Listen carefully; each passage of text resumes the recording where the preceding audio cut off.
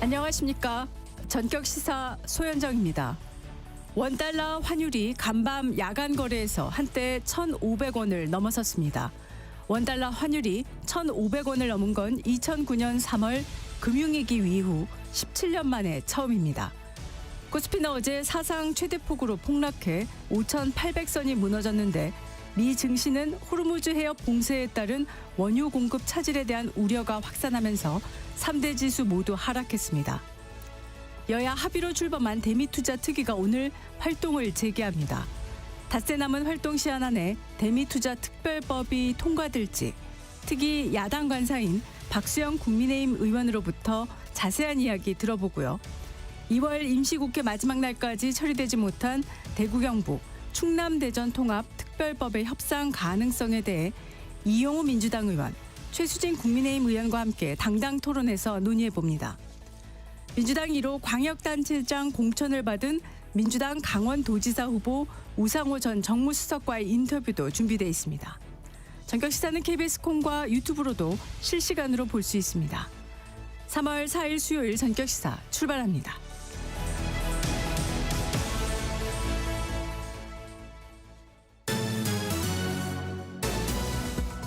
뉴스브리핑 시작하겠습니다. 한국경제신문 최영천 기자, 안녕하세요. 안녕하십니까. 자, 닷새째로 접어들었네요. 지금 미국과 이란 전쟁, 미국이 미사일, 드론, 전투기를 동원해서 이란 주요 시설 그리고 국영 방송을 폭격을 했는데 이란은 중동 지역 미국 거점에 대한 공격으로 맞불을 놓고 있군요. 네, 이제 현지 시각 지난 2일에 쿠웨이트에 있는 미국 대사관 인근의 공격이 가해진 데 이어서 3일에는 이 사우디아라비아 수도 리야드에 있는 미국 대사관이 무인기 2대의 공격을 받아서 불이 났습니다. 또 이제 아랍에미리트에 있는 이 미국 아마존의 클라우드 서비스죠. 이 아마존 웹 서비스 데이터 센터 3곳도 무인기 공격을 받았고요. 친이란 민병대 이라크 이슬람 저항군은 이 적 기지를 향해서 수십 발의 미사일과 무인기로 28차례나 이제 작전을 감행했다고 주장했다고 외신이 전했습니다. 네. 지금 미국은 이 B2 스텔스 폭격기를 포함해서 지금 6회공 전력 총출동을 하고 있거든요. 네. 이란 주요 군사 시설을 폭파하고 이제 뭐 공항까지 지금 폭발을 하고 있는 상태입니다. 지금 트럼프 대통령이 프리드리히 메르츠 이 독일 총리와 양자회담에서 이제 이란 상황에 대해 밝힌 게 있는데요. 예. 그들은 해군이 없고 해군은 무력화됐다, 공군도 무력화됐다 이렇게 말했습니다. 그러자 이란 국방부 대변인이 적들이 선포한 전쟁 계획보다 더 오래 방어하고 공격적 방어를 할 능력이 있다. 우리가 가진 첨단 무기와 장비를 처음 며칠 만에 모두 전개하진 않을 것이다 이렇게 지금 의지를 드러냈습니다. 예. 자, 트럼프 대통령이 호르무즈 해협을 통과하는 유조선에 대해서 미 해군에 군사적 보호를 제공하겠다 이렇게 말을 했네요. 예, 트럼프 대통령 SNS를 통해서 필요한 경우 미 해군이 가능한 한 빨리 호르무즈 해협을 통과하는 유조선 호송을 시작할 것이라고 말했습니다. 지금 이제 닷새째 접어들고 있어서 미국의 이 대이란 군사작전과 또 이란 반격으로 인해서 전 세계 원유 물동량의 약 20%를 책임지는 이 호르무즈 해협 주변이 좀 군사적 긴장이 고조되고 있거든요. 네. 이런 상황에 트럼프 대통령의 발표는 이란의 호르무즈 해협 봉쇄 위협에 맞서 미국의 이 군사력을 동원해 국제 에너지 수송로를 직접 방어할 수 있다 이런 의미로 해석이 되고 있습니다. 네, 중동 지역 미 대사관이 공격을 받는 등 미국인들에 대한 안전이 우려가 커지면서 미국 정부가 중동에 체류하는 자국민들에게 즉시 떠나라고 촉구했네요. 네, 일단 대피령 내렸고요. 여행 경보 적용되는 국가가 이란, 지금 바레인, 쿠웨이트, 이집트, 레바논, 오만, 사우디아라비아, 아랍에미리트, 이라크, 카타르, 이스라엘과 서한지구, 가자지구, 요르단, 예멘 이렇게 14곳입니다. 네. 현지 시간 3일 미 국무부는 요르단, 바레인, 이라크에 체류 중인 비필수 정부 인력과 또 가족에게 의무 출국 명령을 내렸습니다. 다만 상당수 항공사가 중동 지역 노선 운항을 좀 중단해서 많은 인원이 빠르게 출국하기는 어려운 상황입니다. 네, 자, 우리 교민들 안전 확보도 중요한데 지금 어떻게 대응하고 있나요? 일단 이란에서는 현지 체류 국민 전원과 연락해 안전 여부를 확인하고 희망 인원에 대해서 인접국인 투르크메니스탄으로의 이동과 또 제3국 경유 항공편을 통한 귀국을 추진하고 있고요. 이스라엘에서는 이 이집트로 이동을 진행하고 있고 또 이 아랍에미리트에서도 주변국으로 갈 수 있는 항공편을 정부가 나서서 물색하고 있습니다. 네. 이재명 대통령이 싱가포르에 이어서 이제 필리핀을 국빈으로 방문해 정상회담을 했는데 어떤 협력을 강화하기로 한지 자세히 알려주시죠. 예, 이 대통령과 이 필리핀 마르코스 대통령, 한국과 필리핀의 전략적 동반자 관계를 더욱 미래지향적으로 가져가자는 데 정상회담을 통해 뜻을 함께했습니다. 양국은 한국 방산 기업이 필리핀군 현대화 사업에 적극적으로 참여하게 하고, 이 필리핀의 신규 원전 사업이나 조선 산업, 또 핵심 광물 개발, 인공지능 같은 이 미래 유망 분야의 한국 협력도 확대하는 MOU 등을 맺었습니다. 또 지금 이 한국 전쟁에 아시아에서 가장 먼저 또 가장 많은 군대를 보낸 국가가 필리핀이거든요. 네. 참전 용사와 유가족 등을 대상으로 한 이 예우와 지원을 강화하기로 했습니다. 네. 또 양국 경찰이 초국가 범죄 대응 공조를 강화하기로 했네요. 예, 아무래도 필리핀 하면은 이제 좀 국제 범죄 이런 것에 대한 우려를 하시는 분들이 있을 텐데, 양국 경찰청은 수사 정보 공유를 강화하고 국외 도피 사범의 신속한 검거와 송환에 좀 긴밀히 협력하기로 했습니다. 경찰청은 올해 상반기 필리핀 수도 경찰청에 경찰 협력관 한 명을 추가로 파견할 건데요. 그러니까 2012년부터 운영 중인 이 코리안 데스크라고 하죠. 네. 이 기능을 좀 강화할 겁니다. 유재성 경찰청장 직무대행은 2016년 필리핀 경찰에 의해 발생한 한국인 살해 사건을 좀 언급했는데요. 사건 주범의 신속한 검거와 엄중한 법적 처벌을 강력히 요청했습니다. 그러니까 필리핀 내 이 한국인 피살 사건이 2021년 이후 연 두 건에서 5건 정도로 이제 감소했다가 최근 들어서 좀 다시 좀 고개를 들고 있거든요. 필리핀 경찰의 각별한 관심이 필요하다 이렇게 말했습니다. 네. 자, 행정통합법 둘러싼 여야 줄다리기 여전히 팽팽히 맞서고 있는데 지금 별 소득 없이 2월 국회는 끝났어요. 3월 국회에서는 어떻게 될까요? 일단 계속 협상을 할 건데요. 이 민주당은 이 대구 경북에 더해서 대전 충남 통합법을 함께 해야 한다 이런 입장을 좀 굽히지 않았습니다. 네. 경북의 이 시의회 8곳이 반대하고 있다면서 이 두 지역의 통합법 추진에 대한 입장을 자꾸 번복한 건 야당이다 이렇게 지목을 했고요. 네. 국민의힘은 이 대구 경북 통합법 처리를 위해서 필리버스터까지 중단했는데 여당은 핑계만 대며 처리를 거부하고 있다 이렇게 반발했습니다. 어제도 사실 원내 지도부끼리 이제 회동에 나섰는데 각자 입장만 확인하고 돌아섰고요. 네. 일단 내일부터 시작하는 3월 국회에서는 여야가 다시 협상을 한다는 방침입니다. 제가 어제 선관위에 사실 직접 취재를 했는데요. 네. 지방선거에서 이 통합단체장을 뽑을 수 있는 이 마지노선이 언제냐라고 했더니 이 법적으로 정해진 건 없는데 선거 50일 전인 4월 14일 이 전까지만 되면은 사실 이 실무적으로는 준비할 수 있다 이렇게 좀 입장을 들었어요. 그렇군요. 네, 그래서 4월 14일 전에 법안 통과가 마무리돼야 선거 입후보 같은 실무적으로 준비할 수 있기 때문에 3월 국회 한 달 동안 굉장히 치열한 협상이 벌어질 것 같습니다. 네. 자, 국민의힘은 거리로 나섰습니다. 청와대까지 걸으며 민주당의 이른바 사법 3법 규탄했죠. 네, 국민의힘 의원 80여 명이 국회 본청 밖으로 나와서 이제 지지자들 앞에 섰는데요. 이 법 왜곡죄, 재판소원법, 대법관 증언 같은 이 민주당이 통과시킨 이 사법 3법이라고 하죠. 이 독재 체제를 구축하려는 사법 파괴 3법이라고 규탄했습니다. 네. 국회에서 청와대까지 걸으면서 이재명 대통령이 거부권을 행사해야 한다. 국민이 법안을 저지해달라고 호소했는데요.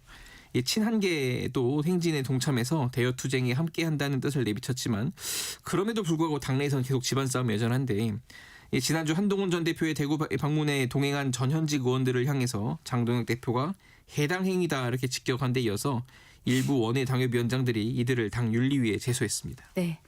자, 이재명 정부의 첫 이민 정책이 나왔는데 인구 감소 위기에 놓인 지방에 외국인 노동력 배분을 확대한다고요? 예, 법무부가 지방 경제 활성화를 위해서 인구 감소 지역 소상공인을 대상으로 이 내국인 의무 고용을 면제하기로 했습니다. 네. 그러니까 지금까지는 외국인을 고용하려면은 내국인 직원이 최소 1명 이상 있어야 합니다. 네. 그러니까 앞으로는 이 내국인 구인 노력만 입증하면 외국인을 대신 고용할 수 있게 되는 건데요. 일단 2년간 한시적으로 운영하고 사실 그 인구 감소 지역 특성상 내국인 고용 자체가 쉽지 않았거든요. 예. 그러니까 뭐 예를 들어 숙박업소나 식당 이런 곳이 이제 해당될 것 같고요. 네네. 농업 인력난 해소를 위해서 이 계절 근로자 장기 체류를 허용하는 농업 숙련 비자를 새로 만듭니다. 네. 자, 기존의 저숙련, 저임금 근로자 활용 방식에서 벗어나서 해외의 고급 인재를 유치하려는 구상도 나왔습니다. 예, 이제 국내 전문대 이제 제조업 관련 학과가 있는데 이 학과에서 한국어 능력과 기술 능력을 입증받은 유학생이 이 지방 기업에 취업할 때 받을 수 있도록 육성형 전문 기술 인력 이 비자를 신설했고요. 네. 또 작년 4월에 신설한 이 톱티어 비자라는 게 있습니다. 이 발급 대상이 현재는 이 반도체, 인공지능, 로봇 같은 이 8개 첨단 산업의 기업체 인력에 한정됐는데 예. 앞으로는 이제 발급 대상을 과학기술 분야의 교수, 연구원까지 확대했고요. 네. 정부는 이민 정책 추진 기반 확보를 위해 전담 조직을 확대하고 또 이민자 사회 통합을 위한 재정적 기반도 확보해 나가겠다고 했습니다. 네.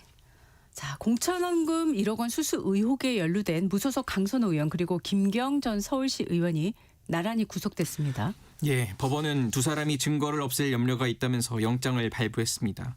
이 강선우 의원의 경우 압수수색에 대비해 집을 깨끗이 청소해뒀고 김 씨는 이 메신저 기록을 삭제한 정황 등이 영향을 미친 것으로 보입니다. 네. 이 두 사람은 지방선거를 앞둔 2022년 1월 서울 용산구 호텔에서 공천 대가로 1억 원을 주고받은 혐의를 받고 있습니다.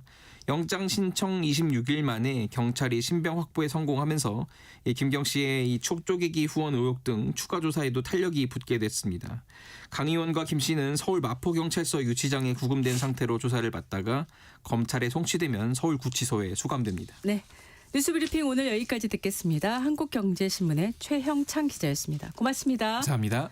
전격시사 듣고 계신 지금 시각은 7시 16분입니다. 이어서 교통정보 듣겠습니다. 네, 이 시각 교통정보입니다. 일교차가 커지면서 아침 한기가 짙은 곳들이 많습니다. 또 연휴 기간 많은 눈이 내렸던 강원 영동 일대로는 눈길 교통안전에도 유의하셔야겠는데요. 먼저 고속도로 사고 구간 서해안선 목포 쪽입니다. 이른 새벽 팔곡 분기점에서 있었던 사고 처리 막 끝났지만 뒤로는 안산 분기점부터 이 사고 지점 지나 용담 터널 쪽으로 6km 구간 정체 굳어졌고요. 더 가서도 비봉 일대로 서울 쪽은 일찍에서 금천 쪽으로 더디게 지납니다.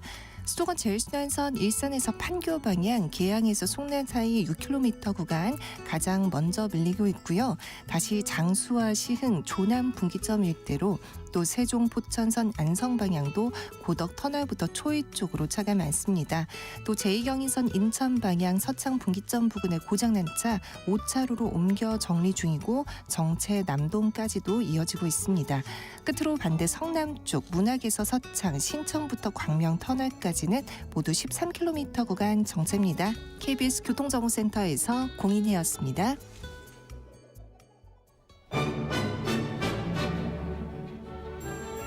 실시간 증시 현황과 전망을 발빠르게 전해드립니다. 이 시각 증시 따라잡기 채슬리 투자자문의 조재한 팀장 나와 있습니다. 어서 오십시오. 네, 안녕하세요. 자, 어제 중동 긴장 상태에서도 미국 증시 주가가 올랐는데 오늘 아침 끝난 미국 시장은 큰 변동성을 보였습니다. 원인 역시 이란과의 전쟁 때문이겠죠? 예, 맞습니다. 전쟁이 조금 더 격화된 게 이번 변동성의 주요 원인이라고 볼 수 있고요. 네. 이런 군사적 충돌이 확대가 되면서 글로벌 자산시장 전반에 충격이 있었습니다. 예. 특히 미군이 해상 운송로 확보 작전 그리고 이스라엘의 테헤란 공습 거기에다가 이란이 카타르, 바레인, 오만 등에 대한 미사일 발사가 이어지면서 원유 공급 차질 우려가 확대가 된 겁니다. 네. 이 원유와 에너지 시장이 좀 급등세를 보였는데요. WTI 유가가 장중에 9%까지 급등을 했다가 상승폭을 줄여나가면서 4% 오른 배럴당 74.1달러로 마감을 했고요. 이런 지정학적 리스크가 주식, 채권, 통화 그리고 원자재 전반의 변동성을 확대시켰습니다. 네. 오늘 아침 그 전반적인 자산시장 반응 좀 정리해 주시죠. 예, S&P 500이 장 초반에 2.5%까지 급락을 했었거든요. 네네. 근데 낙폭을 줄이면서 최종적으로 마이너스 0.9%를 기록했고요. 다우 지수가 한때 1200포인트 이상 하락을 했었는데요. 마찬가지로 낙폭을 줄이면서 마이너스 0.8%를 기록했습니다. 이 어제 같은 경우에는 전일 낙폭을 모두 만회했던 흐름하고는 좀 다르게 다시 한번 지정학 리스크를 주식시장에 반영을 한 겁니다. 네. 그런데 투자자들이 좀 과도한 공포다 이것을 경계하면서 패닉 확산은 좀 제한적이었습니다. 네. 이 미국채 10년물의 경우에는 전쟁 초기에는 급등세가 나타났는데 상승폭이 진정이 되면서 4.06%로 마감을 했고요. 네. 특이한 점은 금 현물이 4.2% 하락을 하면서 온스당 5,101달러를 기록을 했는데요. 이 안전자산으로의 움직임보다는 차익 실현 내지는 유동성을 확보하기 위한 흐름이 나타났습니다. 네. 자, 유가 상승에 대한 얘기를 하셨는데요. 지금 주가에 어떻게 영향을 미치고 있는 건가요? 예, 디젤 가격의 급등은 운송이나 전력, 난방 비용을 자극을 하게 되는데요. 네. 이 물가 구성 요소 중 핵심인 운송비를 끌어올리게 됩니다. 네. 이 휘발유 가격도 동반해서 상승을 하는데요. 유가가 만약 배럴당 90달러에서 100달러 사이에서 장기간 유지가 되면 경제에 상당한 부담 요인이 될 수 있습니다. 네. 이 소비자의 실질 소득을 압박할 수 있게 되기 때문인데요. 네네. 연준 입장에서는 이런 유가 상승을 일시적인 충격으로 간주를 하게 되면 즉각적인 금리 인상으로 이어지지는 않을 수 있습니다. 다만 금리 인하는 지연될 가능성이 높습니다. 예. 이 금리 인상이나 금리 인하의 지연 소식 모두 주식시장이 오르는 것을 누르는 요인이니까요. 이번 유가 상승이 장기간 지속되는 것은 주식시장에는 좋지 않은 소식입니다. 자, 과거의 위기 상황에서 주식 시장의 평균적인 반응은 어땠을까요? 예, 네드 데이비스 리서치의 장기 데이터를 보게 되면 위기 발생 기간 동안 주식시장은 평균 7% 하락을 했고 중간값으로 보면 한 3% 정도 하락했다고 나옵니다. 네. 그런데 위기가 종료되면 수개월 내에 회복되는 경우가 대부분이었습니다. 근데 예외적인 사례를 보게 되면 경제 자체가 훼손된 경우였습니다. 네. 그러니까 이번처럼 단순히 군사적 충돌은 그냥 단기 조정 요인에 그치는 경우가 강하다고 보면 될 것 같고요. 이번 역시 공급 차질이 장기화되지 않는다면 이 강세장이 계속 유지될 가능성이 높습니다. 네. 자, 그렇다면 미국에서는요, 지금 전반적으로 이번 조정을 어떻게 보고 있나요? 예, 꽤 다양한 반응들이 나오고 있습니다. 먼저 시장 반응이 과도하다는 이야기가 있는데요. 사태가 예상보다 길어질 것이라는 우려가 좀 과도하게 반영됐다. 이런 이야기죠. 네. 한편으로는 이런 과도한 투자자들의 반응 속에서 오히려 매수의 기회가 발생할 수 있다고 보기도 하고요. 네. 네. 그리고 일각에서는 지속적인 원유 공급 차질이 없다면 이번 강세장을 끝낼 요인은 아니라고 분석하기도 했습니다. 네. 이 블룸버그 데이터를 보게 되면 S&P 500의 하단을 6,600선으로 이야기했는데요. 현재 시점에서 아래로 한 3% 정도 더 변동성이 생길 수 있다고 보는 겁니다. 네. 자, 지금 우리 시장을 이제 보면 어제 코스피가 7% 넘게 하락해서 5,800포인트가 깨졌습니다. 네, 이번 하락이 2024년 8월 5일, 그러니까 엔캐리 트레이드 청산 때 한 8.8%가 하락을 했었거든요. 네. 그 이후로 가장 큰 낙폭을 보인 겁니다. 네. 코스피가 하루 만에 무려 452포인트가 빠지면서 5,791포인트를 기록을 했는데 주된 원인은 말씀드렸던 것처럼 중동발 지정학적 리스크였죠. 네. 이 외국인이 5조 1천억의 순매도로 시장을 끌어내리기도 했고요. 코스닥은 장이 시작하고 플러스로 전환하기도 했었는데요. 결국은 4.6% 하락하면서 1,137포인트를 기록했습니다. 외국인이 코스피에서 하루 5조 원 넘게 매도한 게 눈에 띄네요. 예, 외국인의 하루 매도가 5조 원을 넘어선 게 최근 한 달 사이에 3번이나 있습니다. 이 3번이 모두 21세기 들어서 하루 외국인이 가장 많은 순매도를 기록한 1위, 2위, 3위를 기록을 한 겁니다. 네. 그에 반해서 코스닥은 5,900억의 순매수를 기록을 했는데요. 이 코스피에서 그동안 수익을 많이 내서 포트폴리오의 비중이 늘어난 종목들을 좀 리밸런싱하면서 코스닥 종목들을 매수를 한 것으로 볼 수 있겠습니다. 네. 자, 어쨌든 우리 시장이 하루에 너무 많이 하락했는데 어떻게 보세요?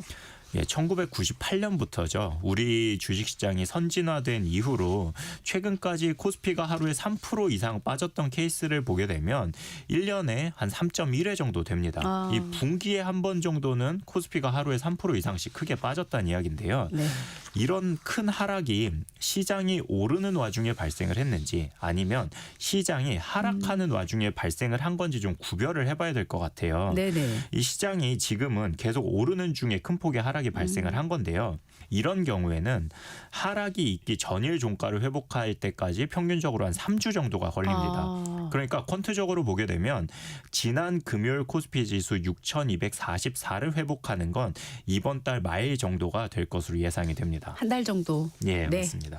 지금 신용잔고도 역대 최대치인 32조 원을 넘어섰는데 이건 어떻게 봐야 될까요? 네, 신용잔고가 말씀하셨던 것처럼 32조 원을 넘어선 역대 최고치고요. 투자자 예탁금도 119조를 넘어섰습니다. 이 최근 5년 동안 시가총액 대비 신용잔고 비율이 한 0.5% 수준이었거든요. 네. 그리고 코로나 때는 이 비율이 0.6% 이상 올라가기도 했었고요. 근데 지금은 0.4% 초반 수준이어서 오히려 시가총액 대비 신용잔고의 비중은 최하단 수준입니다. 이 시장이 커져서 숫자도 커 보이지만 시장이 전체적으로 성장한 만큼 숫자도 커 보이는 거니까 신용잔고에 대한 우려는 하지 않아도 될 것 같습니다. 네. 자, 이번 전쟁 이슈로 인해서요. 약세장이 시작되는 거 아닐까 이런 우려가 있는데 어떻게 보세요? 예, 먼저 약세장을 보게 되면 세 가지가 있습니다. 이 산업이 성장 동력을 잃으면서 수익성이 나빠지는 구조적 약세장이 있고요. 네. 경기 순환형 약세장이 있습니다. 이 마지막이 이번 경우에 해당하는데요. 이벤트 약세장입니다. 이 구조적인 거나 경기 순환형인 경우에는 기업의 기초 체력이 훼손이 되거나 산업의 사이클이 회복될 때까지는 시장이 계속 약한 건데요. 네. 지금 말씀드린 이벤트 약세장의 경우에는 기업의 기초 체력과는 상관없이 외생 변수로 시장이 잠깐 빠진 거거든요. 네. 제가 잠깐이라고 표현을 했는데요. 시장이 인지하게 된 리스크를 다 반영을 하면 바로 반등해서 회복하는 것이 이벤트 리스크거든요. 네. 그러니까 지금 즉시 우리 기업들의 이익이 훼손되거나 성장이 더뎌질 것으로 확인된 것이 아니니까 현 시점에서는 단기적인 조정 이후에 시장이 다시 우상향할 것으로 보시면 됩니다. 지금 우리가 주목해야 되는 것은 전쟁의 지속 기간이 될 겁니다. 네. 전쟁 지속 기간에 따라서 시장에 추가적으로 변동성이 생길 수 있다는 이야기인 거죠. 예, 지금 트럼프 대통령이 4주 혹은 그보다 짧은 시간 안에 이번 전쟁을 마무리 짓겠다고 이야기를 했는데요. 그래서 주식시장은 현재의 리스크를 4주 안에 끝날 것으로 판단하고 반영을 한 겁니다. 그렇기 때문에 앞으로 그 기간보다 더 길어지게 되면 시장이 이제는 새로운 리스크로 판단하고 추가적인 변동성이 생길 수가 있는 거죠. 그런데 지금은 예측하고 움직이기보다는 상황을 지켜보는 것이 오히려 더 좋습니다. 네. 자, 오늘 우리 시장 어떻게 움직일까요?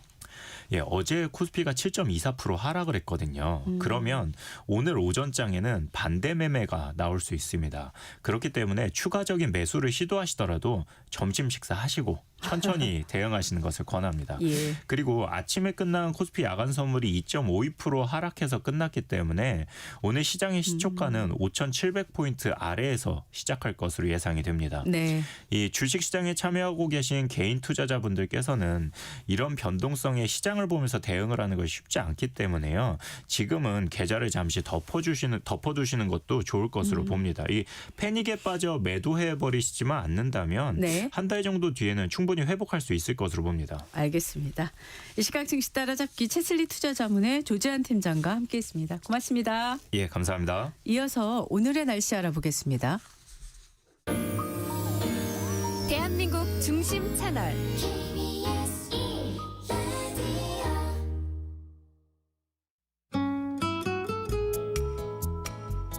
스튜디오에 나와 있는 이설아 기상캐스터와 함께 날씨 알아봅니다. 저는 어제부터 감기 기운이 돌더라고요. 저도 그렇습니다. 기온의 일교차가 커서 그런 거죠? 네, 그런 것 같아요. 네, 오늘 아침 서울은 영상 1도, 강원도 홍천이 영하 2.1, 경북 김천이 영하 0.5도로 내륙을 중심으로 영하로 떨어진 곳이 있습니다. 하지만 한낮에는 서울이 11도, 홍천이 13, 김천이 14도까지 올라가 오늘은 경기 동부와 강원 내륙, 경상도 내륙에서 내일은 전국 내륙 지역에서 기온의 일교차가 15도 이상 매우 크게 네. 벌어지겠습니다. 오늘과 내일 새벽부터 아침 사이 내륙 지역에는 서리가 내리는 곳도 있겠습니다. 네. 일교차가 큰데 이 와중에 강원 산지에는 정말 춘설이라고 할 만한 그런 눈이 네. 많이 내렸더라고요. 네. 오늘은 어떨까요? 네, 강원 산지는 어제 저녁에 눈이 멈추면서 대설특보가 모두 해제됐습니다. 오늘은 전국이 대체로 맑겠지만 강원 영동과 경상도는 흐리겠습니다. 오늘 밤부터 충청과 전라도 지역은 공기가 점차 탁해지겠습니다. 네. 내일 밤부터 수도권과 강원 내륙 산지, 충청과 전라도에 비나 눈이 오기 시작해 모레 금요일 새벽에는 전국 대부분 지역으로 비나 눈이 확대되겠습니다. 강원 산지에는 많은 눈이 쌓여 있는 가운데 내일과 모레 다시 3에서 8cm의 눈이 더 내릴 것으로 예상됩니다. 네. 자, 어제 초중고등학교는 개학을 하고요. 이제 봄이라고 생각을 하는데 다시 추워진다고요? 네, 이번 비나 눈이 내린 뒤 주말에는 서울의 아침 기온이 영하 2도까지 내려가겠고요. 네. 낮 기온도 7도에 머물러 잠시 풀렸던 날씨가 다시 추워지겠습니다. 특히 모레 오후부터 바람이 강해져 체감 온도는 실제 기온보다 더 낮겠습니다. 이 봄이 되면은 태양의 고도가 올라가면서 우리가 사는 중위도에 이 내리솟는 에너지가 늘어납니다. 그러나 아직 상층에는 찬 공기가 남아있어 영하와 영상을 오가며 기온의 일교차가 크게 벌어지고 특히 봄에는 날씨 변덕이 심한데요. 우리 몸의 면역력이 떨어지지 않도록 건강 관리에 신경을 쓰셔야겠습니다. 네. 오늘의 날씨 이설아 기상캐스터와 함께 알아봤습니다. 고맙습니다. 고맙습니다. 잠시 후 전격 인터뷰로 돌아오겠습니다.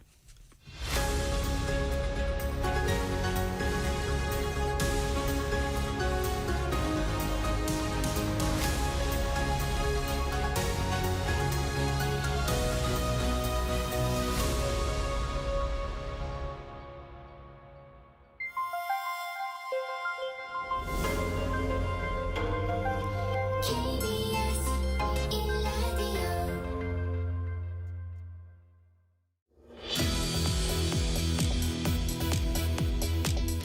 국회 대미투자 특위가 오늘부터 재가동됩니다.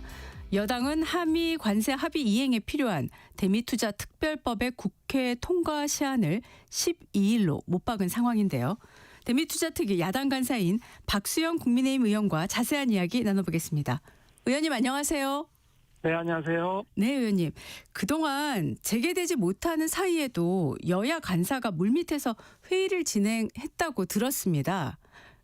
네. 예, 어떤 논의들 또 진전된 내용이 있었을까요? 이게 저희 특위가 존속 기한이 3월 9일까지입니다. 예. 그래서 오늘부터 치면 이제 5일밖에 남지 않았는데 네. 뭐 5일 만에 하나의 법안을 뭐 논의하고 통과시킨다는 게 사실 불가능하기 때문에 저희 국회가 그동안 뭐 보이콧되고 공전되고 있는 상황에서도 네. 저희 간사들끼리 모여서 쟁점이 무엇인지를 분명하게 좀 정리를 해봤습니다. 네. 이게 법안을 통과시키다 보면 네. 해결책을 찾아내는 소위 위원회의 대안이라고 하는 뭐 중립적인 제3대안을 찾아내는 게 어려운 게 아니라 뭐가 쟁점인지를 정확히 하는 부분에서 시간이 많이 걸리게 됩니다. 네네. 그래서 그동안에는 저희가 정부 여당에서 헌정 질서를 흔들고 법치주의를 무력화시키는 근본적인 이 문제 법안들을 통과시켜 왔는데 네. 여기 이제 저항하기 위해서 장동욱 대표가 단식도 하고 저희들이 필리버스터도 하고 상임위도 보이콧하고 어제는 국회에서 청와대까지도 걸어가고 하지 않았습니까? 예. 보고투쟁이라는 걸 하고 했는데 네네. 국민들에게 알리기 위해서 네네. 그렇지만 그 과정에서 상임위는 전부 보이콧했지만 우리 특위만큼은 그렇게 해서는 3월 9일까지 통과시킬 가능성이 없다. 아, 예. 그러니 우리라도 모여서 쟁점이라도 우선 분명하게 해두자. 네네.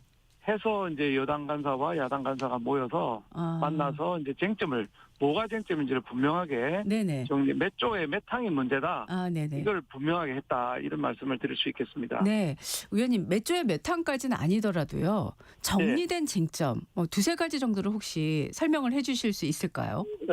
예. 그게 이제 제일 큰 쟁점이 이제 대미투자공사라고 하는 특별한 공사 해서 네. 법인을 하나 만들 것이냐 아니면 기존에 투자공사 한국 투자공사라고 하는 기존의 조직에서 할 것이냐 이게 가장 큰 쟁점이었습니다. 네. 그런데 논의를 해보니까 정부 여당에서는 도저히 그 KIC 즉 한국 투자공사에서 본부를 만들어서 하는 부분은 받아들이기 어렵다는 입장이고 아, 네. 또 공사를 만드는 것도 나름 장점이 있기 때문에 공사를 만들 때 최소화해서 만들어야 된다. 아. 즉 인력이라든지 투입되는 예산이라든지 권한 같은 거를 최소화하는 쪽으로 만들어야 된다는 부분에 대해서는 큰 그림에서 합의를 했다고 볼 수 있겠습니다. 네. 말씀하신 걸 정리하자면은 대미투자공사 신설을 하되 최소한의 범위에서 조직을 만든다. 요 정도까지는 그렇습니다. 지금 여야가 의견에 어느 정도 합의를 보셨다는 말씀이시죠? 그렇습니다. 게다가 이제 공사의 기존에 낸 김병기 전 원내대표가 대표 발의한 여당의 당론에 의하면은 네. 투명성 확보 부분이 매우 약하게 되어 있습니다. 예. 정보를 공개한다든지 뭐 국회에 보고한다든지 뭐 감사원 감사를 받는다든지 이런 부분들이 전부 배제되어 있는 법안이었는데 네네. 그 부분에 대해서도 보다 더 투명성을 확보해서 국민들의 알 권리를 네. 충족시켜야 되겠다는 부분에 큰 방향에 대해서는 합의를 했다 이렇게 보시면 되겠습니다. 예, 제가 알기에 의원님께서요 대미 투자 전에 평가를 의무화하고 결과를 국회에 보고하는 방식에 사실상 비준에 준하는 검증 절차를 요구하셨던 걸로 알고 있는데요. 네네. 네, 이 부분은 혹시 여야 간에 그동안 좀 논의가 있었을까요? 제가 이제 공청회에도 개최를 했었습니다. 전문가 4분을 모시고 네, 공청회를 했는데 공청회에서 나온 얘기도 국회가 투자하는 건을 전부 동의를 사전에 받게 되면 네, 투자 유연성이 상당히 떨어지고 속도를 맞추기 어렵다 네, 네, 하는 얘기들이 있었고 저희 논의 과정에서도 건건이 사전에 동의 받기보다는 동의를 보고로 바꾸어서 보고를 받는 것이 낫겠다. 동의라는 절차는 공식적으로 의결을 해야 되는 것이거든요. 네, 네, 네, 보고는 일단 보고를 받으면 되는 것이니까 예, 예. 보고를 받고 의견 제시하는 정도로 하는 것이 훨씬 더 국익에 도움되겠다는 것이 전문가들 4분의 의견이었고 예, 저희도 뭐 웬만하면 전문가 의견대로 네네. 가는 게 낫겠다라고 생각하고 있습니다. 예, 예. 그리고 또 이제 많은 분들이 대미 투자 리스크를 관리하는 방안은 어떻게 마련될까 좀 궁금해 하시는데 이 부분도 혹시 논의가 있었을까요? 예, 리스크 관리와 관련해서는 이제 상관이 위원장으로 있는 사업위원회에서 사업을 선정하기 때문에 네. 투자 가치가 있는 상업성이 있는 사업을 하게 되고 네네. 이게 운영위원회라고 해서 기재부 장관이 위원장으로 있는 조직에서 다시 한 번 더 평가를 하게 되거든요. 예. 그런 안전장치가 이중으로 돼 있는 데다가 네. 공사 내부에 네. 리스크관리위원회라고 전문가 조직을 만들어서 아, 네. 이 투자가 과연 우리 예산을 낭비하지 않고 네네. 제대로 쓸 수 있는 투자인가 하는 리스크 관리도 하기도 했기 때문에 네네. 3중 안전장치가 되어 있다. 네네. 이렇게 이해하시면 되겠습니다. 지금 말씀하신 걸 쭉 들어보니까 그동안에 제기됐던 주요 쟁점들이 상당 부분 좀 정리가 된 것 같다 이런 생각이 드는데 맞을까요? 쟁점에 대해서는 분명하게 했고 예, 합의 예. 부분은 이제 오늘부터 시작되는 소위에서 예. 법안심사 소위에서 예. 의원들 간에 합의를 해야 되는 부분이지만 예. 뭐가 쟁점이고 어느 게 더 좋겠다는 부분에 대해서는 플러스 마이너스의 정리가 다 돼 있다. 그래서 위원님들이 그걸 보시고 판단하시면 될 것이다라고 생각합니다. 네. 근데 여나 야나 네. 국익에 뭐 부합되도록 하겠다는 기본적인 생각을 가지고 있기 때문에 네네. 크게 다툼이 있지는 않을 것이다라고 예상하고 있습니다. 네, 크게 다툼이 있지 않을 거라고 말씀을 하시기 때문에 다음에 사실 준비했던 질문이 지금 그 지역통합법과 관련해서 이 대미투자 특별법이 연계가 돼가지고 네네. 특위에서 혹시 이게 연계 처리될 가능성에 대한 시각들이 존재하거든요. 연계 처리될 네네. 수 있는 상황일까요? 어떻게 보십니까? 이게 사실은 일본하고 대만과 우리 동아시아 3국 중에서 네. 대만과 일본은 나라 예산이 한 푼도 안 들어갑니다. 전부 기업들이 투자를 하는 것이고요. 예. 우리는 뭐 2천억 불 플러스 1,500불이라고 하는 정부가 관련된 예산이 어마어마하게 크지 않습니까? 네네. 그래서 상당히 꼼꼼하게 따져야 되기는 하는데 네네. 3월 9일까지 우리 특위에 통과시키겠다고 하는 것은 대국민 약속이었고 예. 또 미국 측에서도 알고 있습니다. 그래서 만약에 이걸 하지 않는 경우에 미국 측에서 관세를 인상한다든지 네. 다른 조치를 취하게 되면 우리 기업이나 우리 경제에 타격이 엄청나게 클 것으로 예상이 되고 있습니다. 예. 우리가 뭐 수출에서 미국 의존도가 크지 않습니까? 네네. 자동차든 뭐 철강이든 반도체든 타격이 클 것으로 예상되기 때문에 무슨 대구 경북 통합법, 지역 통합법 이런 것보다는 훨씬 더 중요한 법안이라고 저는 보고 있기 때문에 예. 이 논의는 그 대미투자법 관련 논의는 따로 봐야 될 것이다. 즉 아무리 다른 쟁점이 있더라도 3월 9일까지는 반드시 통과시켜서 우리 국민들을 한 약속, 미국 측에 한 약속 이것은 이행되어야 된다. 네. 이렇게 판단합니다. 예, 알겠습니다.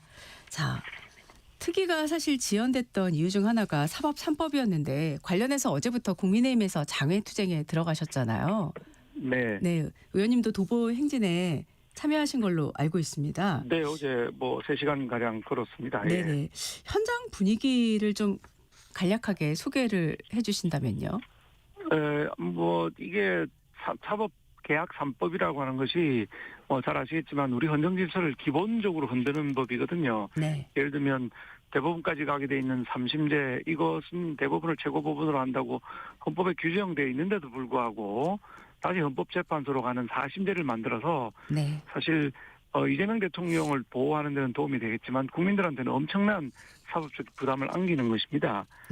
그다음에 뭐 대법관 증언 문제도 베네수엘라 같은 나라나 하는 짓에 불과하고 네네. 제일 심각한 건 법 왜곡죄죠. 법 왜곡죄를 통해서 판사나 검사가 한 기소라든지 판결에 대해서 잘못됐다고 소송을 할 수 있는 네네. 이게 말도 안 되는 법들이기 때문에 분위기는 우리 의원들은 매우 격앙이 돼 있다. 네. 우리 당 안에 지금 아시는 것처럼 개파간 싸움이 있다 이렇게 국민들께 알려져 있는데 네. 이거는 뭐 장동혁계다 한동훈계다 이런 게 없이 모든 의원들이 이 부분 우리 헌정 질서가 흔들리는 부분에 대해서는 분개하고 있고 분노하고 있고 한 목소리를 내고 있다. 네네. 그래서 어제 우리가 국회에서 청와대까지 걸어가는 와중에도 네. 뭐 개파 갈등 이런 거 없이 오래간만에 하나된 목소리로 함께 걸어갈 수 있었다 이렇게 말씀드리겠습니다. 예.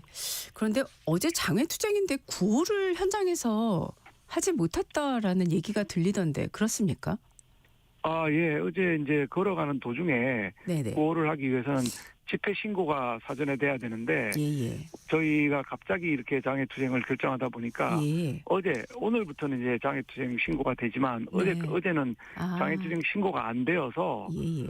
중간에 구호를 외치면 집시법 위반이 되기 때문에 어제 구호를 외치지 않고 갔고 청와대 앞에서의 집회 그거는 신고가 되어 있어서 저희가 거기서 이제 기자회견도 하고 대국민 성명도 발표하고 하는 식으로 진행이 됐던 것입니다. 네. 자, 어제는 이제 청와대였는데 지금 전국 단위로 확대할 계획 있으신 거죠? 그렇습니다. 국민들께 저희가 장동혁 대표가 목숨을 건 8일간의 단식도 했고 네네. 저희가 5박 6일 동안 필리버스터도 했고 예예. 여러 가지 언론에도 했는데도 아직 이 문제를 정확히 모르는 국민들이 많이 계시기 때문에 예예. 전국적으로 좀 이건 알려야 되겠다. 대한민국 헌정 질서가 기본적으로 흔들린다. 이게 자유민주주의 국가, 법치주의 국가에서 독재 국가로 바뀌는 매우 중요한 구조이기 때문에 국민들께 알리는 것이 필요하다고 판단했기 때문에 네네. 전국적으로도 이런 식의 행진이라든지 성명서 발표라든지 길거리 성명전이라든지 이런 것들을 전개할 예정입니다. 네.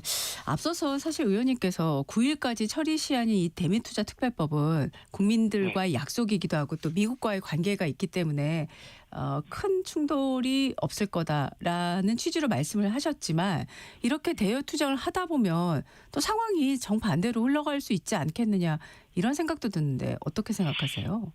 대한민국의 헌정 질서도 매우 중요하고 저희 당은 또 대한민국의 경제와 기업이 처한 상황에 대해서 여당보다 더 많이 걱정해왔고 지금도 걱정하고 있는 그런 정당이기 때문에 네. 이 부분에 대해서는 저희 대미특위 위원장을 맡고 계신 김상훈 위원장이나 저희 국민의힘의 사선 의원이시죠. 김상훈 네. 위원장이나 간사를 맡고 있는 저나 일관되게 얘기해왔고 9일까지는 무슨 일이 있어도 통과시킨다.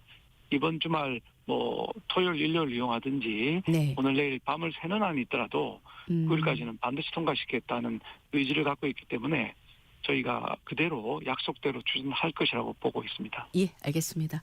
다음 질문으로 넘어가 보겠습니다. 지금 한동훈 전 대표가 지금 최근 인터뷰를 보면요. 자신을 탄핵의 바다를 건너는 배로 써달라 이런 얘기를 한 걸로 보도가 됐고 보수 재건에 앞장서겠다는 그런 뜻을 이전보다 더 강하게 나타나고 있지 않나 이런 생각이 드는데요. 한 전 대표의 지금 대구 방문이라든가 곧 또 부산도 방문할 걸로 예정이 돼 있는 걸로 알고 있는데 어떻게 평가하십니까? 예, 대구 이제 서문시장 방문했고 그다음에 부산 구포시장을 방문한다고 합니다. 네. 구포시장은 이번에 부산시장으로 출마 예정인 전재수 민주당 의원의 지역구가 있는 곳입니다. 네. 그러니까 전재수 의원이 출마하게 되면 그 지역이 비기 때문에 그쪽에 가서 이제 여론을 한번 테스트해보는 이런 걸로 보여지고 예. 대구도 주호영 원내대표 전 원내대표나 저 국회 부의장님이시죠. 네네. 그다음에 추경호 뭐 이런 분들이 출마를 시장을 하게 되면 지역구가 비게 됩니다. 예. 그래서 자기 본인이 출마 가능한 지역을 지금 여론을 한번 떠보고 주민들 반응도 보는 행보를 하고 계신 거 아닌가 하는 생각이 듭니다. 네. 근데 과연 이런 행보가 바람직한 것인가? 저는 제가 보기에는 이 대한민국의 헌정 질서가 흔들린 상황에서 무엇보다 중요한 것은 우리 본인이 보수라고 말씀하시니까 보수의 가치를 지킨다고 하시니 예. 보수가 집안 삼하지 않는 거 똘똘 뭉쳐서 이재명 정부의 헌정 파괴에 함께 대응해 나가는 거 이것이 무엇보다 더 중요하다고 생각하는데 네. 그 본인이 제명당한 이후에 독자적인 행보를 저렇게 하시는 것이 과연 맞는 것인지 오히려 백의종 군하고 이재명 정부의 헌정 파괴에 동참하겠다고 하시는 게 오히려 나은 방법이 아닌가 생각을 합니다. 그리고 네. 대구나 부산 출마가 바람직한 것인가 또 좋은 결과를 맺을 것인가 저는 대구든 부산이든 평소에 그 지역 주민들의 정치 성향으로 봐서 예. 성공하기 매우 어려운 정치 실험 내지는 정치 도박을 하고 계신 게 아닌가 하는 안타까운 생각을 갖고 있습니다. 예, 알겠습니다. 지금 그런데 당 내에서 이 제명된 한 전 대표의 그 외부 일정에 친한계 의원들이 동행한 것을 놓고 이미 윤리위 제소가 지금 한 걸로 보도가 됐습니다. 그러면서 이제 이 부분에 대해서 한 전 대표가 인터뷰에서 또 뭐 해당 행위다, 해장 행위다 이런 발언을 또 하고요. 이런 공방이 계속 벌어지고 있는데 어떻게 보세요? 의원들이 본인이 정치 활동하는 것은 뭐 자유이지요. 그렇지만은 당에서 제명된 분이 움직이는데 계속 수행하듯이 따라가고 하는 것은 부적절하다고 저도 보고 있습니다. 제명된 분이 본인이 정치 활동하는 건 뭐 좋고 사석에서 만난다든지 조언을 건넨다든지 이런 건 할 수 있겠지만은 공개된 석상에 수행하듯이 네. 수행 비서도 아니고 의원이 따라가고 하는 것은 저는 뭐 부적절하다고 생각하고 저 같으면 그런 일은 안 할 겁니다. 예. 근데 그 1번 경고를 한번 받았는데도 불구하고 계속해서 그런 행위를 한다면은 그것은 당의 일원으로서 부적절한 행위라고 보고 있습니다. 예. 자, 그런데요. 지금 최근에 김재원 최고위원이 대구 경북 분위기가 과거와 달라졌다. 전륜으로 태세 전환이 필요한 상황이 이미 오래전부터 있다. 또 신동국 최고위원도 의총에서 국민의힘이 윤 어게인당이냐는 이야기가 나오지 않게 장 대표가 방법을 찾을 필요가 있다. 이런 언급을 한 걸로 보도가 되고 있는데요. 이 발언들을 어떻게 봐야 될까요? 당내에서 두 가지 의견이 좀 병존하고 있는 상황입니다. 이른바 장동혁 대표가 말하는 박성훈 대변인이 얘기한 전략적 모호성, 전륜으로 끊어내게 되면 다음 지방선거에서 우리 지지 세력의 상당 부분을 잃게 되기 때문에 전략적 모호성으로 가자는 주장과 완전히 친윤 세력을 걷어내고 윤핵인 세력을 걷어내고 우리만으로 가자고 하는 의견 두 가지가 대립하고 있습니다. 저는 이게 굉장히 잘못된 프레임이라고 생각합니다. 네. 지금은 전륜이냐 아니냐 이게 논쟁의 초점, 즉 프레임이 되어서는 안 되고 선거가 이제 90일밖에 안 남아 있는 상황이기 때문에 네네. 빠른 속도로 선거에 몰입해야 됩니다. 즉 우리 좋은 인재를 추천하고 공천하고 그래서 그 인재들이 지역에서 활동을 하면서 바람을 불러일으키는 부분 하나 플러스 깜짝 놀랄 만한 정책들, 아주 적실성 있는 정책들을 내서 각 계층의 국민들이 또는 각 세대의 국민들이 감동할 수 있는 정책을 계속적으로 매일 하나 발표해도 괜찮습니다. 하나 발표해서 90일 동안 90개의 정책을 발표한다든지 하는 부분, 즉 인재를 공천하는 것을 더 빨리 해야 되고 네네. 그다음에 정책을 빨리 좋은 정책들을 빨리 준비된 정책들이 있기 때문에 빨리 발표해서 빠른 속도로 선거 국면으로 들어가는 것이 초점이 되어야지 네네. 친윤이냐 아니냐 전륜이냐 아니냐 이거로 논쟁하다가 지금 90일밖에 남지 않은 선거를 완전히 망칠 수도 있다. 빨리 선거 모드 들어가고 각자가 지역에서 뛰어서 지방선거거든요. 네. 지역의 민생을 어떻게 살릴 것인가. 지금 공실이 즐비하고 임대 문의가 사인이 즐비한 이런 경제 상황, 네. 그리고 뭐 자영업자들 굉장히 힘든 데다가 그 적자 가계가 25%라는 거거든요. 국민들의 4분의 1 정도가 적자를 보고 있는 상황. 이런 네. 민생 경제를 어떻게 타개할 것인가로 초점을 맞춰 가야 된다. 그게 우리 지방선거도 이기고 대한민국을 위해서도 도움이 되는 길이라고 봅니다. 네. 자, 이정영 공천관리위원장이 현직 단체장들 향해서 단수 공천을 기정사실로 여기지 말라 이렇게 얘기를 했어요. 이 발언을 놓고 뭐 특정 단체장을 겨냥한 것이다. 아니다. 뭐 원론적인 얘기다 이런 얘기를 하는데 어떻게 봐야 될까요? 글쎄 뭐 나오시겠다는 분들을 일방적으로 자르고 이런 것은 뭐 정당이 할 일이 아니라고 생각합니다. 나오실 분들이 공정하게 경선을 붙어서 이겨야 될 것입니다. 다만 이제 뭐 오랫동안 자치단체장을 했는데 현장에서 별로 인기가 없는 분들 또는 흠결이 있어서 문제가 될 만한 분들을 찾아서 컷오프를 하거나 아니면 스스로 물러나주는 모양들은 바람직하다. 저는 이번에 아까 인재 공천이 중요하다 그랬는데 네. 참신한 신인들, 비교적 젊은 신인들을 우리가 당선될 수 있는 지역들 또는 당선이 아주 불가능한 광주 전남이라든지 네. 당선이 가능한 대구, 경북, 부산 이런 지역들은 좀 참신한 인재들이 나와서 경쟁을 해주면 우리 당이 젊은 사람들, 참신한 사람들, 유능한 사람들로 바뀌는 정당이라는 인상을 주기 때문에 그런 부분이 매우 중요하다고 생각합니다. 그래서 그걸 강제로 할 수는 없는 것이고요. 당을 위해서 본인이 경쟁력이 좀 없다 싶은 사람들은 스스로 물러나서 새바람을 불어일으키게 하는 것도 한 방법이지 그건 강제로 할 수 있는 방법은 아닐 것입니다. 네. 자, 민주당에서는요. 부산시장 후보자를 9일에서 13일까지 추가 공모할 예정이라고 이렇게 보도가 나왔습니다. 예. 전재수 의원을 염두에 뒀다 이렇게 봐야 될까요? 전재수 의원이 나간다고 생각하고 뭐 모든 역량이 그 모여져 있고 출판 기념회도 했습니다. 네. 근데 이제 우리 당에서 주진우 의원이 또 이제 후보로 나서고 있거든요. 예. 3월 9일 날 이제 그 출마 선언을 한다고 하는데 예. 우리 쪽에서 두 사람이 나가서 경선 흥행으로 가게 되면 더불어민주당도 전재수 한 사람으로 가기는 좀 부담스럽다. 즉 경선 흥행이 안 될 가능성이 있다. 상당히 시간이 흘렀기 때문에 네네. 그런 판단을 하고 있는 것 같고 또 전재수 후보는 우리 권성동 의원과 마찬가지로 통일교로부터 뇌물을 수수했다는 의혹을 받고 있는데 네. 권성동 의원은 감옥에 가 있는데 전재수 의원은 아직 조사도 제대로 받지 않고 있거든요. 예. 그런데 이 부분이 뭐 국민들 분노라든지 언론에서 쟁점이 되어서 수사가 진행되게 되면 출마가 매우 어려워지거나 지지율이 폭락할 가능성도 있습니다. 네. 거기 대비해서 네네. 다른 사람을 또 경선 후보를 더 모아서 네.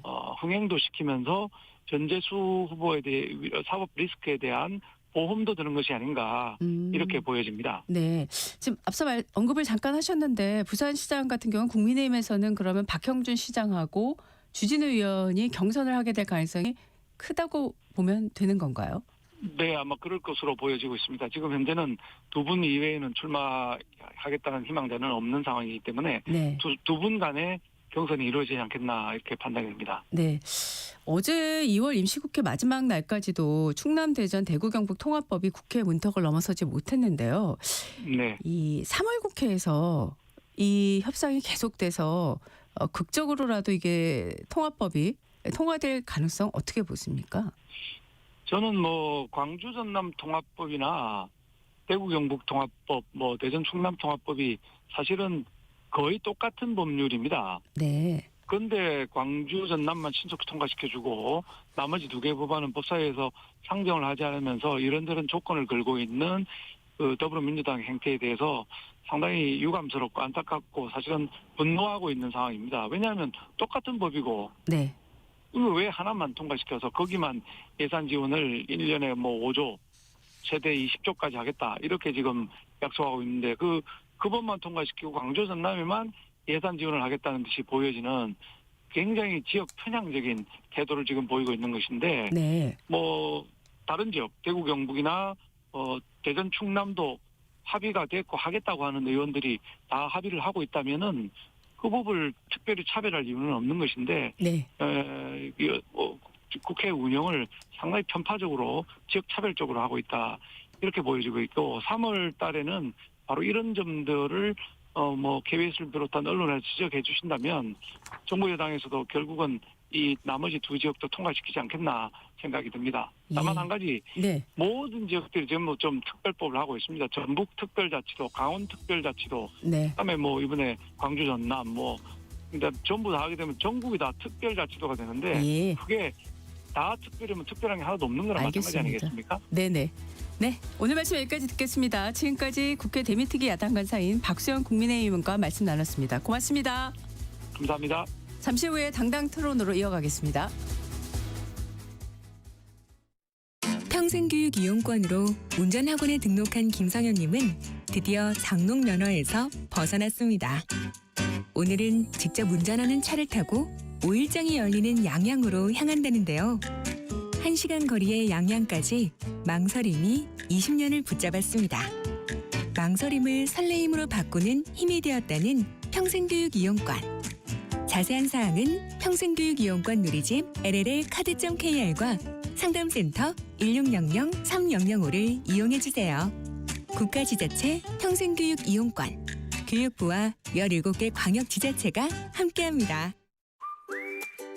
여보, 3, 4, 5월 하면 떠오르는 거? 봄? 공익직불금 신청하는 달.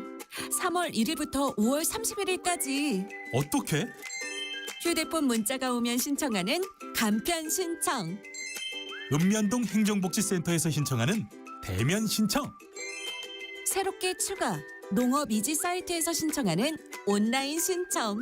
신청이 불가한 농지도 있으니 공익직불제 콜센터 1334나 읍면동에 꼭 확인하세요. 본 캠페인은 농림축산식품부와 국립농산물품질관리원이 함께합니다.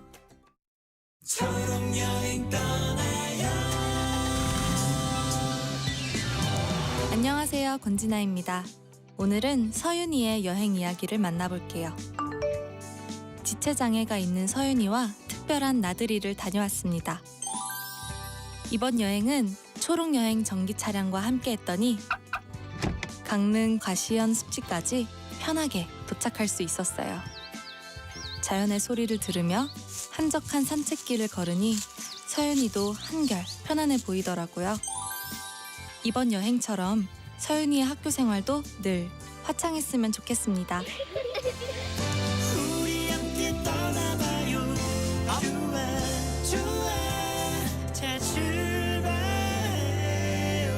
KBS 연중 캠페인 초록여행 떠나요는 장애인의 자유로운 여행을 응원하는 기아와 그린라이트가 함께합니다. KBS 라디오를 스마트하게 즐길 수 있는 방법. 스마트폰 플레이 스토어나 앱 스토어에서 KONG KBS 콩을 검색해서 다운받는다.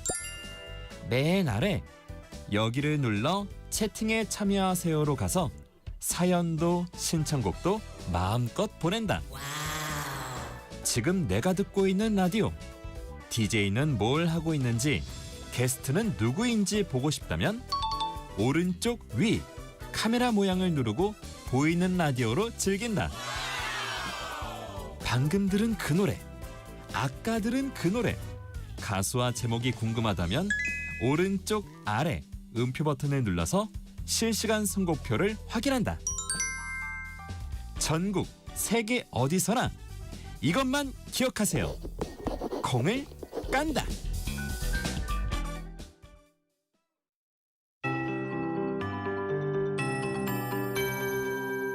KBS 58분 날씨.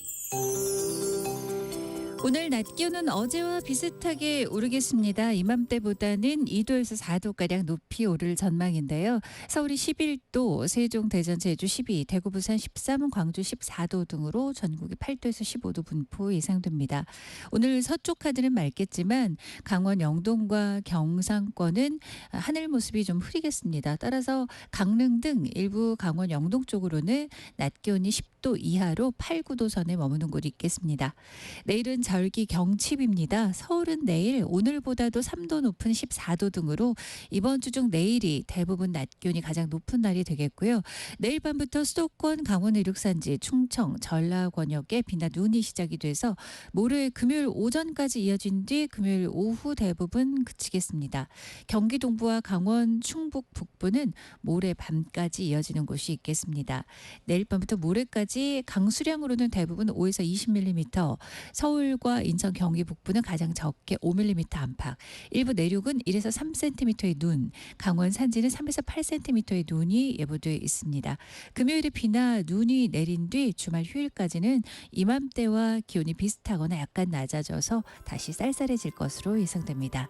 지금 서울 기온 0.9도입니다. 기상청에서 최형우였습니다.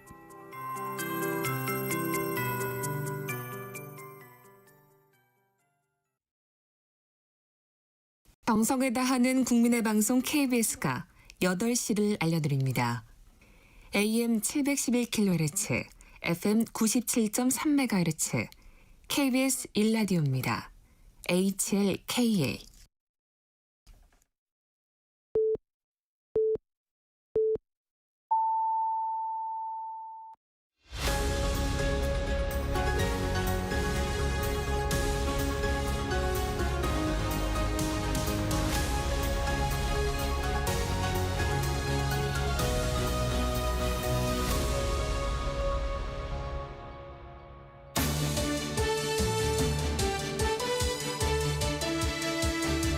한 주의 한가운데서 여당과 야당 입장을 당당하게 토론하는 당당토론, 함께해 주실 두 분 소개하겠습니다.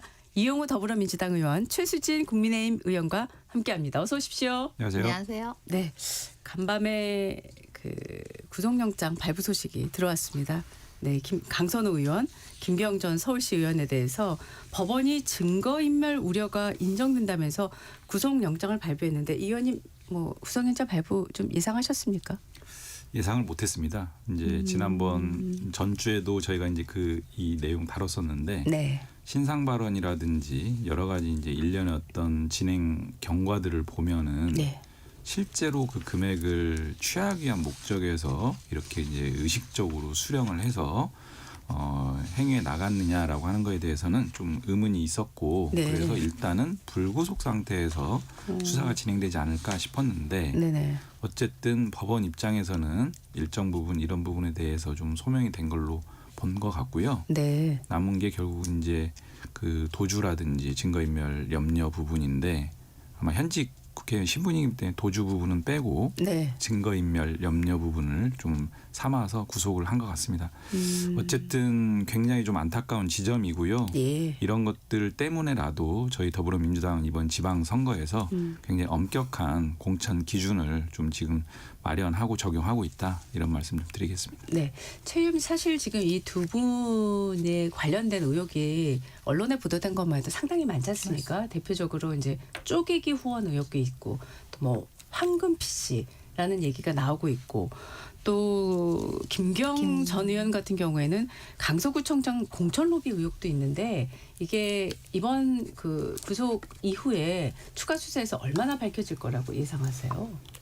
제대로 밝혀져야 되는데 지금 수사의 속도를 봤을 때 네. 상당히 저는 항상 느리다는 게 저희 당의 불만이었습니다. 네. 실제로 바로 조사한 것도 아니고 그럼에도 불구하고 이번에 구속영장이 수리된 거에 대해서는 다행으로 생각을 하는데, 지금 증거인멸 문제뿐만 아니라 지금 의견이 너무 다르지 않습니까? 네. 김경과 강선우의 의견이. 네. 그래서 그런 것들을 좀 대질하는 것까지 해서 좀 명확하게 했으면 좋겠고, 강선우뿐만 아니라 더불어민주당에 관여된 일들, 김병기 의원 관련된 일들, 이런 것까지 하면 엄청난 많은 양의 수사가 필요하지 않을까, 이런 생각을 하고, 네네. 밝혀질지 안 밝혀질지 모르지만 구속까지 된 마당에 제대로 수사하는 것이 바람직하지 않을까 이런 생각을 합니다. 네네.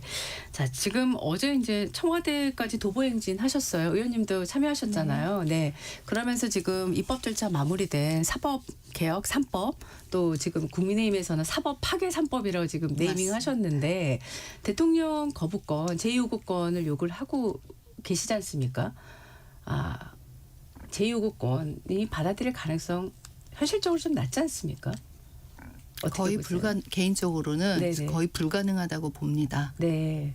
할 이유가 없죠. 네네. 실제로 뭐 더불어민주당이 이거를 네. 뭐 대통령하고 상의 안 하고 이렇게 강행 처리를 했겠습니까?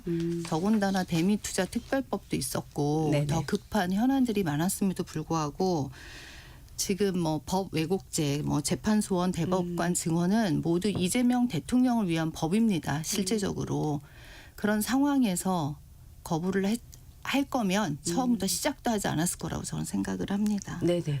지금 보면은 지금 사법 3법에 대해서 조희대 대법원장이 계속 공개적으로 반대 의사를 표명을 하고 있는데, 지금 노태학 중앙선관위원장이 임기가 만료가 됐음에도 불구하고 지금 후임 대법관을 임명을 하고 있지 않아요.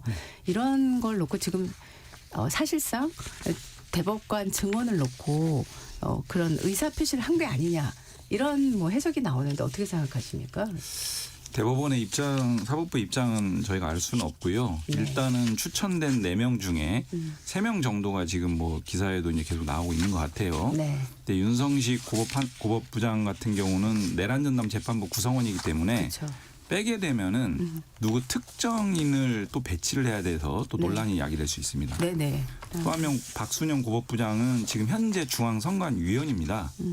그런데 대법관이 되면 지금 이미 천대엽 대법관이 중앙선관위원으로 이제 지명이 돼서 임명이 돼요. 네네. 그럼 대법관 2명이 중앙선관위원을 맡게 되는 전례 없는 상황, 있을 수 없는 상황이 이제 벌어지는 거고요. 예. 그래서 이제 김민기 고법부장이 이제 물망에 오르고 있는데 이 부분과 관련해서 보도상으로 보면 사법부가 이 부분에 대해서 조금 후순위로 좀 어떻게 보면은 좀 반대하고 있다, 청와대의 입장에 대해서 뭐 이런 보도들이 나오고 있는데, 네. 만약에 어떤 누군가를 제청하고 누군가를 임명하는 지점에 있어서 대통령, 청와대와 이런 사법부의 어떤 입장 차이가 있다면 빠르게 조율해서 정리하는 게 맞고요. 네. 궁극적으로는 대통령이 임명권을 행사하는 부분이기 때문에 예. 그리고 첫 임명 아닙니까, 이재명 정부에. 그렇죠. 그런 부분들을 적극적으로 좀 고려해야 되지 않을까, 이런 생각이 좀 듭니다. 네. 장외투쟁을 지금 언제까지 하시게 되는 건가요? 지금 저희는 1차적으로 좀 장기적으로 해보면 어때, 이런 의견은 나왔습니다. 근데 네. 아직은 결정된 게 없고요. 예. 일단 어제 처음으로 한번 시도해서 네네. 저희가 했습니다. 네네. 그리고 왜 장애투쟁을 하게 된 게, 저희가 그 안에서, 본회의 안에서만 얘기하는 게 한계가 있는 것 같아요. 왜냐하면 이미 법이 통과된 상태에서 저는 이거에 대해서 국민들한테 알려야 된다고 생각을 합니다. 최소한 국민들이 이제 이게 뭐 사법 관련된 일이니까 나의 일이 아니라고 생각할 수 있지만 이거는 우리나라의 헌법 체계, 그다음에 민주주의의 근간을 흔드는 법들이거든요. 그래서 이런 것들에 대해서 많이 국민들에게 저는 알리고 국민들이 이걸 인지를 해야지 네. 그런 피해나 이런 것들로부터 하고 이번 정부의 그 무도함에 대해서 저는 계속 알려야 된다고 생각을 합니다. 네. 제가 한 가지만 좀 말씀을 드리면, 말씀하시죠. 예. 이 사법개혁 3법과 관련해서 이제 국민의힘 측에서 이재명 고하기 법이다 뭐 이렇게 규정을 해요. 국민의힘은 일국의 중대사를 그런 한 사람의 사적 목적 달성을 위해서 일들을 처리하시는지 되묻지 않을 수 없고요. 지금 대통령도 없는 청와대를 왜 쳐들어가는지 이해가 안 되고, 친한계 의원조차 이 장애투쟁 왜 하는지 잘 모르겠다, 이런 얘기를 저한테 합니다. 아마도 그 국민의힘 의원들 상당수가 그런 생각을 갖고 있지 않을까 싶고, 네네. 장애투쟁 장기화까지 고려한다라는 뭐 말씀도 하시는데, 심하게 얘기하면 헛발질의 연속입니다. 장동혁 대표가 지금 나서야 될 곳은 거리가 아니고 국민의 어떤 대변하는 차원에서 국회에 논의 테이블에 빨리 앉아야 되고요. 네. 지금 저는 이 장애투쟁은 장동혁 대표가 윤 어게인에게 판을 깔아주기 위한 목적이다, 전 그 이상도 이하도 아니라고 생각합니다. 반론을 하셔야 그렇게 되겠습니다. 프레임을 짜면 안 되고요. 네. 사실은 저희가 아주 거국적으로 TK 그 통합법 관련돼서 필벌을 중단하지 않았습니까? 네네. 그럼에도 불구하고 저희가 그거를 중단하면서 그거는 TK나 우리 국민들의 문제인데 더 중요한 건 저희는 지금 사법의 그 문제라고 생각을 합니다. 네. 사실은 이걸 어떻게 이재명 대통령이 아니라고 그러는지 모르겠습니다. 15개 혐의, 5개 재판하고 있습니다. 그리고 지금 공소 취소 모임까지 하고 있습니다. 그러면 오해 안 받으려면 대통령 재판 하십시오.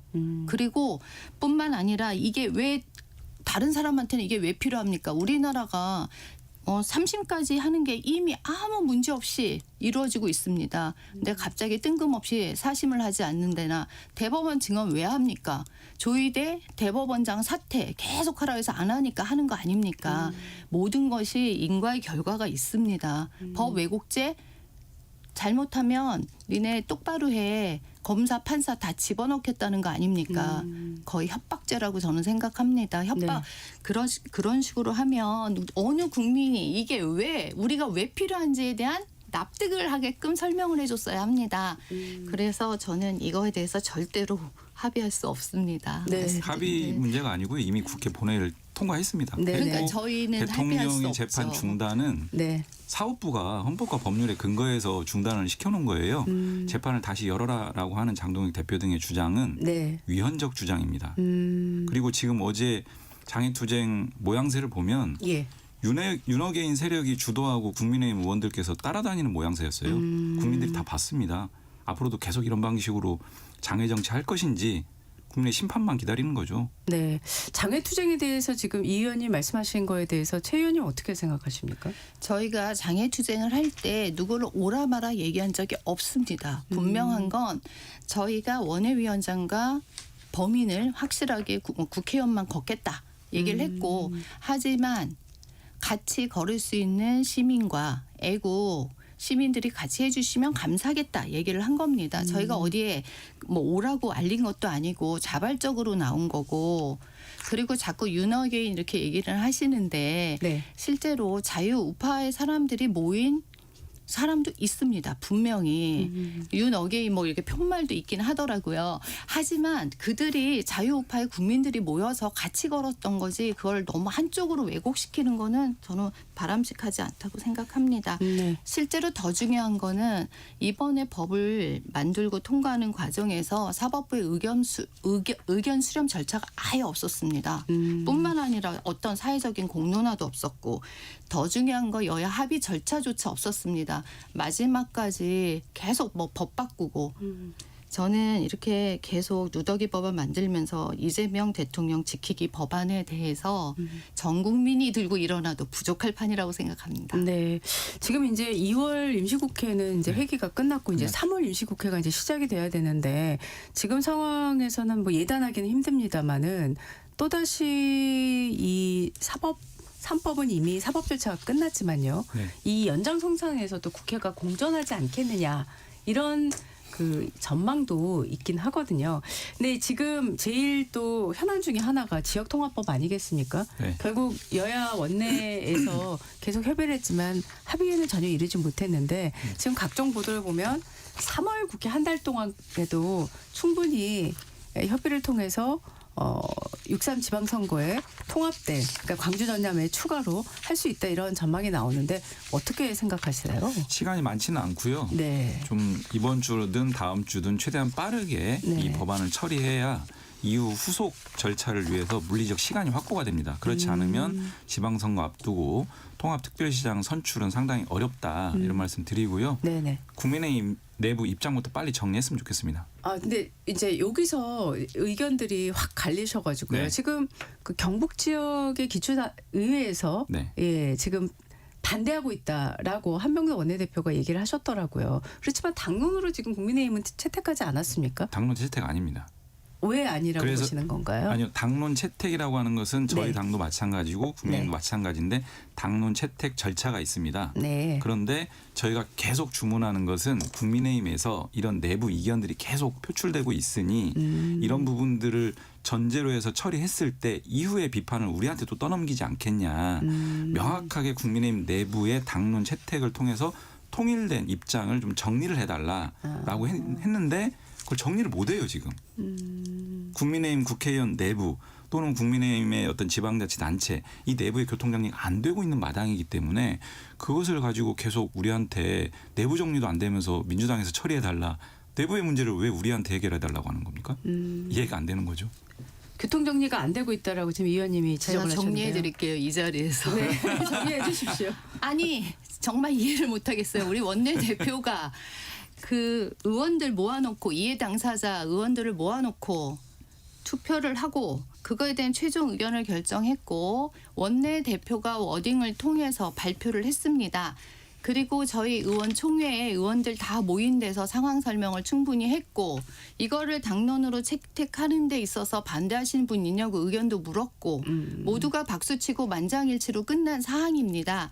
그리고 솔직히 왜 더불어민주당에서 우리 당이 당론을 채택했다 안 했다 절차의 그 하자에 대한 얘기를 왜 하는지 이해를 못하겠습니다. 이건 우리 당의 문제입니다.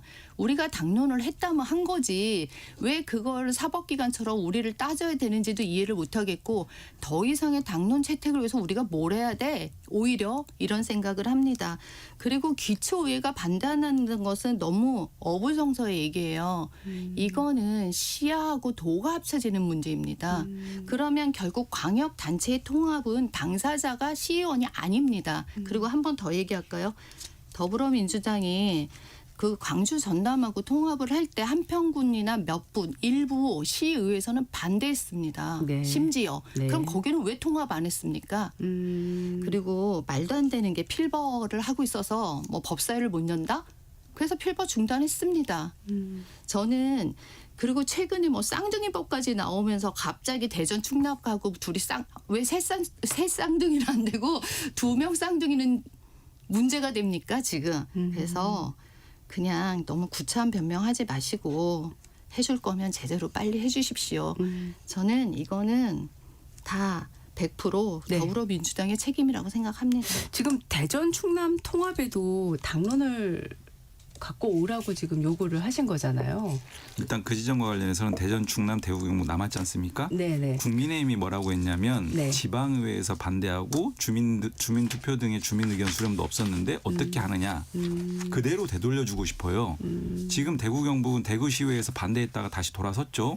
그러나 경북 시군구의회에서 시군의회에서 굉장히 좀 반대를 하고 있습니다. 기존의 입장대로 따르면 이런 상태에서 추진해야 되는 겁니까? 충남, 대전도 마찬가지죠. 단체장까지 거기는 반대하고 있어요. 그럼 이런 마당에서 추진해야 되는 겁니까? 그런 부분을 빨리 정리해달라. 그게 바로 국민의힘이 주장했던 주민들의 의견과 지방의회의 의견을 바탕으로 하는 통합 추진 그 입장, 국민의힘의 그 입장 선상에서 우리가 얘기를 하는 거고요. 네. 팩트체크 하나 말씀드리면 네. 전남, 광주는 기초단체 의회에서 말씀하신 내용들이 있었지만 정리가 됐습니다. 된 상태에서 이 법안을 추진했기 때문에 네. 팩트와 다른 말씀을 주신 거고요. 지금 이 상황을 야기한 것은 법사위 과정에서 국민의힘이 정리가 안 돼가지고 처리를 못한 상황이에요. 국민의힘 때문에 처리 못한 것을 왜 민주당에 떠넘기는지 모르겠고 맨 처음 대구 경북 법안 국민의힘이 먼저 발의했고요. 네. 충남 대전도 먼저 하겠다라고 계속 주장을 했는데 입장이 180도 돌아서더니 다시 또 돌아서고 아직도 돌아섰네 안 섰네 이게 교통정리가 안 되는 상황이기 때문에 이 부분에 대해서는 법안 처리 지연이라든지 안 되는 부분들은 빨리 입장 정리하시고 그 전에 대국민 사과를 하셔야 됩니다. 왜 이런 방식으로 갈짓자 행보를 하고 내부 혼선을 야기하고 이런 상황인 것인지. 네. 알겠습니다. 지금 충남 대전 같은 경우에는 어제 저희가 이장우 대전광역시장과 전화로 인터뷰를 했는데 지금 이 민주당이 추진하는 법안에 대해서는 분명한 반대 입장이시거든요. 근데 지금 민주당 중에서는 대구 경북뿐만 아니라 충남 대전도 대전 충남도 정리를 해서 당론으로 정해갖고 오라고 하는데 이거 어떻게 이거는 할 수 있나요? 단체장이 반대하는 겁니다. 네. 다릅니다. 얘기가 자기 이해 당사자들이 반대하는데 국회의원이 하는 건 잘못됐다고 저는 생각을 하고요. 네. 분명한 건 대전 충남에서 더불어민주당 내부에도 문제가 있고 반대하는 의견이 분명히 있습니다. 우리 당 저는 그리고 대전 충남을 해달라는 것이 아닙니다. 왜 갑자기 동시에 두 개를 해야 되는지 대구 경북 얘기를 하다가 갑자기 이거 같이 갖고 와 쌍둥이법 진짜 너무 어불성설 아니냐 이런 생각을 합니다. 네네. 사실 20조를 투입하고 이 재원에 대한 문제는 지금 먼저 정말 정부가 해결해야 될 숙제라고 저는 생각합니다. 결국은 예산의 문제로 안 해주고 있는 것이 아니냐. 그리고 우리가 통합했고 그거에 대해서 당론 정했다니까요. 해달라니까요. 대구 경북은 이해를 할 수 없습니다. 이 문제는 5극 3특이라고 하는 1극 체제를 극복하고 대한민국 균형 발전, 대한민국 발전의 핵심 기제로서 양당이 접근하고 있어요. 똑같이. 네. 그런데 어디는 하고 어디는 하지 말자라고 하는 것이 단체장의 주장 여하에 따라서 달라진다라고 하면 국가의 중대사를 어떻게 처리합니까? 그리고 단체장들은요 지금 지방선거 앞두고 이해관계가 있는 자들이에요. 네네. 오히려 지방의회, 주민들을 대표하는 지방의회나 주민들의 목소리가 있다라고 하면 받아 안아야 되는데 네. 충남, 대전, 대구, 경북 다 여론조사 보면 주민들의 찬성 여론이 더 높습니다. 예. 이런 상황에서 단체장이 반대하니까 지방선거 출마하기 위한 단체장들이 반대하니까 이게 무슨 어불성설입니까? 네. 두 분의 입장을 들어보니까 3월에도 협상이 쉽지는 않겠다 이런 생각이 자연스럽게 들거든요.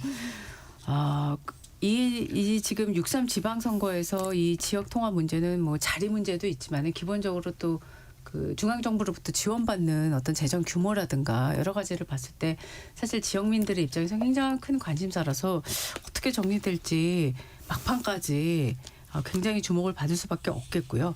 대미투자 특위가 이제 가동이 오늘부터 되는데요. 이거는 앞서 뭐 저희가 야당 간사인 박수영 의원과도 인터뷰를 했는데 요거는 그 종료 시한 9일까지 해서 잘 마무리가 될까요? 어떻게 보십니까?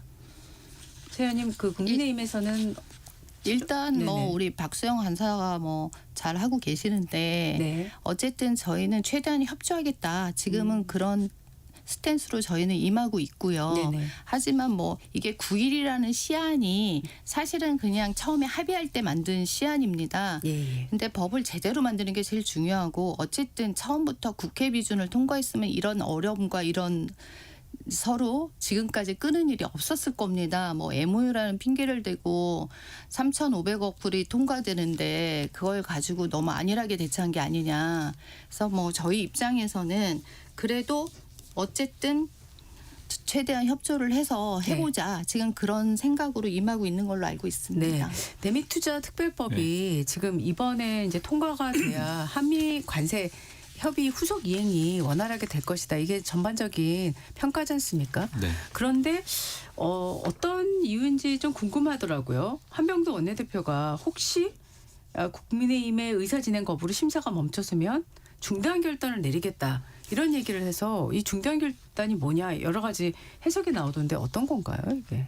제가 한병도 대표의 중대 결단을 알 수는 없고요. 네. 보관이 있지 않을까 싶긴 한데 네네. 이 부분은 그 국민의힘이 협조가 아니고 국민의힘이 잘 주도를 해주셔야 됩니다. 왜냐하면 지금 대미 그 투자 특별법 처리 특위는 위원장이 국민의힘 김상원 의원이시거든요. 그렇기 때문에 통상 이런 위원장이 회의를 진행을 안 하겠다라고 하면은 사실 진행이 어렵습니다. 이 특위 자체는. 그렇기 때문에 이것은 국민의힘이 좀 국민 경제라든지 국가 이익이라든지 이런 측면에서는 이거는 멈출 수가 없는 과제예요. 합의한 9일 이거를 준수하지 않으면 트럼프가 즉각 반응할 겁니다. 그렇기 때문에 이것은 여야 진보 보수 떠나서 국익을 위해서는 반드시 해야 된다라는 말씀을 드리고요. 그럼에도 불구하고 합의 사항을 또 깨고 9일을 넘긴다거나 아예 그냥 보이콧한다거나 이렇게 되면 법 테두리 내에서 결단을 할 수밖에 없겠다라는 그런 의지의 표명 같습니다. 네, 알겠습니다. 아니 한병도 원내대표가 협박을 이걸 가지고 해요. 상임위원장 배분 가지고 진짜 너무 치사하지 않아요? 암만 다수여도 그렇지 국회가 균형이라는 것도 없고 협치도 없고 이걸 가지고 이제 저희가 또 하반기에 바뀌잖아요. 2년마다. 그렇죠. 그럼 국회의장 자리를 내놓든지 법사위원장 자리를 내놔야 무슨 협치를 한다고 하지. 그럼에도 불구하고 이걸 갖고 또 협박을 해요. 지금 배분 문제 마음대로 하겠다. 정말 너무한다네. 그러고 있어요. 그리고 뿐만 아니라 단독 통과 늘 있는 일이에요. 아무렇지도 않아요. 하지만 최소한 국민들이 보는 눈이 있습니다. 그리고 이 3,500억 불에 대한 투자와 그 외의 다른 관세 협상은 우리나라의 진짜 평생 이걸로 좌지우지되는 너무나 중요한 상황입니다. 이걸 정치적 이슈에 자꾸 끌어들이면 저는 안 된다고 생각을 합니다. 그래서 빨리 같이 협의해서 어떻게든 국익을 찾아내는 방법이 좋은데 네. 이걸 자꾸 정치랑 연관져서 하시는 거 그 자체가 바람직하지 않다고 생각합니다. 알겠습니다. 제가 그 지점 말씀드린 거예요. 네. 자꾸 사법개혁 3법이라든지 이런 법안 아니 처리와 사법개혁 안 하셨어야죠. 아니, 그러니까 이거 빨리 이렇게 밀고 다음에 해도 되잖아요. 정치 이슈하고 이 국익 문제를 연동시켜서 얘기하는 게 국민의힘이고요. 상임위원장 배분 문제는 네. 이 처리 이슈와는 전혀 별개의 문제입니다. 왜? 상임위원장 배분 문제를 지금 이렇게 나눠놨잖아요. 예. 국민의힘 의원들께서 위원장 맡고 있는 상임위 가동이 안 되고 있습니다. 작년 말 또는 올 초부터 가동이 안 돼요. 법안을 처리도 안 하고요. 태업하는 겁니다.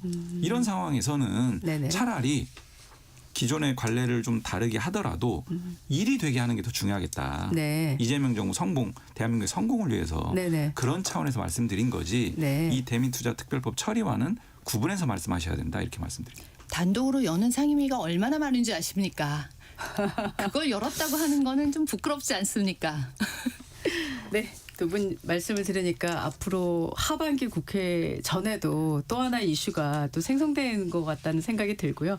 다음 질문을 좀 드리겠습니다. 지금 초대 기획예산처가 이미 부처는 만들어졌는데 아직 장관 임명이 안 됐는데 이제 후보자로 민주당 원내대표를 지낸 4선의 박홍근 의원이 지명이 됐어요. 자, 박홍근 의원 지명 최 의원님 어떻게 보셨어요? 그렇죠. 결국은 내 사람 심는 거죠, 여기다가. 저는 그렇게 생각하고 이제 걱정스러운 거는 이분이 뭐 전문성 저는 국회의원 하셨고 이미 그다음에 뭐 국회 예산결산위원회도 하셨고 그래서 어느 정도 돌아가고 잘 처리할 거라고 생각은 하지만 제일 네. 문제는 뭐냐. 결국은 포퓰리즘 예산에 선봉에 쓰지 않을까. 어떻게 이재명 대통령의 그 폭주를 말릴 수 있을까. 과연 우리나라의 재정을 잘 할 수 있을까. 이런 걱정이 사실은 더 앞섭니다. 그리고 서울시장 그 경선 후보로 나왔다가 몇 시간 만에 바뀌었어요. 어떻게 인사가 서울 시민을 우롱하는 것도 아니고 이렇게 본인의 그 가야 할 방향에 대해서 이런 신뢰들을 팍팍 깨는 거에 대해서는 저희가 좀 안타깝다. 이런 얘기를 성명서를 낸 적도 있습니다. 네네. 제가 국민의힘에서 내놓은 반응에 그냥 단어로 하나 얘기를 하자면 회전문 인사다 이런 평을 내놨거든요. 네. 어떻게 생각하세요? 참 억울하고 답답한 게요. 네. 이혜훈 그 전 그 후보자 예. 남의 사람 빼가기 이렇게 주장하더니 또 이제 이렇게 임명하니까 네. 회전문 인사다. 제가 그때도 그런 비판했거든요. 예. 만약에 이재명 대통령 우리 당내 인사를 하면은 또 회전문 인사다, 뭐 이렇게 측근 인사다 이런 주장할 텐데 네네. 또 이혜훈 후보자 하니까 왜 이렇게 비판하냐 이렇게 얘기했더니 지금 아니나 다를까 이렇게 나오는 거고요. 사실은 박홍근 후보자는 네. 국회 내에 어떻게 보면은 가장 최고의 전문가입니다. 예결위 위원장, 간사, 위원장 다 했고요. 네. 상임위에서도 기재위, 재경위를 다 맡았고요. 또 원내대표도 했기 때문에 또 이번에 작년이죠. 국정기획위원회에 국정기획 분과장을 통해서 예산과 대한민국 국정 방향과 기조 이런 것들을 다 설계한 사람이기 때문에 예. 정확하게 부합하는 인사다라고 생각을 하고요. 네네. 이런 인사 실력과 경험과 이런 것들을 다 갖춘 인사 임명했더니 또 측근 인사다, 회전문 인사다 이러면 네. 저희는 누구를 후보자로 지명해야 될까 이런 고민이 듭니다. 네네. 자, 저희가 시간이 많지 않아서 짧게 지금 뭐 이재명 대통령의 팬카페가 요새 유명세를 치르고 있습니다. 강제 탈퇴 처리 때문에 할 때마다 지금 기사가 나오는데 이번에는 민주당 최민희 의원이 지금 제명 처리가 됐어요. 이게 지금 최 의원은 뭐 해프닝이다 이렇게 얘기를 했는데 최 의원님 어떻게 보셨어요? 아우 제가 과방에 있잖아요. 누구보다 최민희 위원장에 대해서 너무 잘 알아. 이거 갖고 얘기하라면 진짜 몇 시간을 떠들 수 있습니다. 이거는 분명히 언론 압박이고요. 아시다시피 처음에 시작한 사람이 김어준 씨잖아요.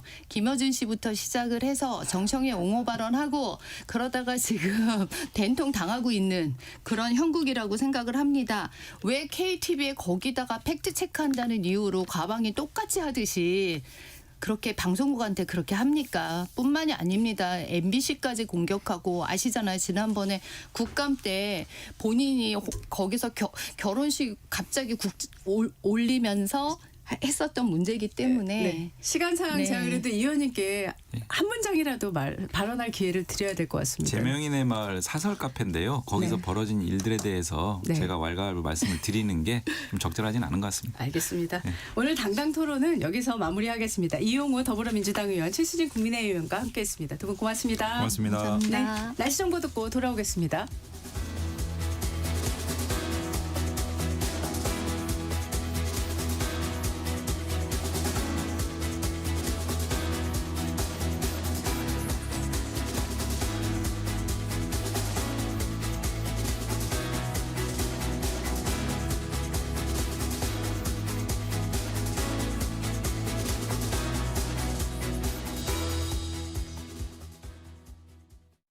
잠시 후 8시 반부터 일부 지역국에서는 해당 지역 방송을 보내드립니다.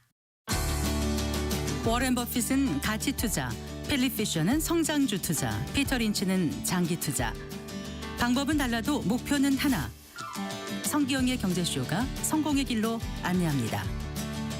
깊이 있게, 명쾌하게, 지금 이 시대 경제에 관한 모든 것을 알려드립니다. 평일 오후 4시 5분 성기영의 경제쇼와 함께하십시오.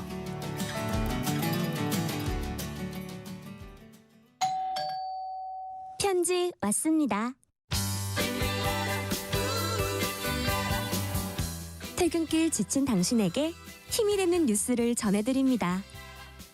매일 저녁 5시 5분 당신과 함께 읽는 세상 이야기 KBS 1라디오 뉴스레터 K. 지금 시각은 8시 30분입니다. KBS. 전격 시사 날씨 정보입니다. 어느덧 3월의 네 번째 날이자 절기 경칩을 하루 앞둔 수요일입니다. 오늘 서쪽은 맑겠습니다. 강원 영동과 경상권 등 동쪽은 하늘이 흐린 곳이 있겠습니다. 낮 기온은 어제와 비슷하겠고요. 이맘때보다 2도에서 4도 정도 높이 오르겠습니다. 서울이 11도, 세종, 대전, 제주 12, 대구, 부산 13, 광주 14도 등을 예상하고 있고요. 절기 경칩이 되는 내일은 서울이 14도까지 오르면서 대부분 이번 주 중 가장 높은 기온이 예상됩니다. 내일 밤부터는 비나 눈이 내리는 지역이 있습니다. 수도권, 강원 내륙 산지, 충청, 전라 권역에 내일 밤 비나 눈이 시작이 돼서 모레 금요일 오전까지 대부분 이어지고 전국에 비나 눈이 오후에 그칠 텐데요. 경기 동부나 강원 충북 북부는 모레 밤까지 이어지겠고 대부분 강우량으로 5에서 20mm인데요. 일부 내륙은 1에서 3cm의 눈, 강원 산지는 3에서 8cm의 눈으로도 예보되어 있습니다. 금요일에 이렇게 강수가 지나고 나면 금요일부터 휴일까지 이맘때와 기온이 비슷하거나 약간 낮아 쌀쌀해지겠습니다. 현재 서울 기온 1.6도입니다. 전격 시사 날씨 정보 최형우였습니다.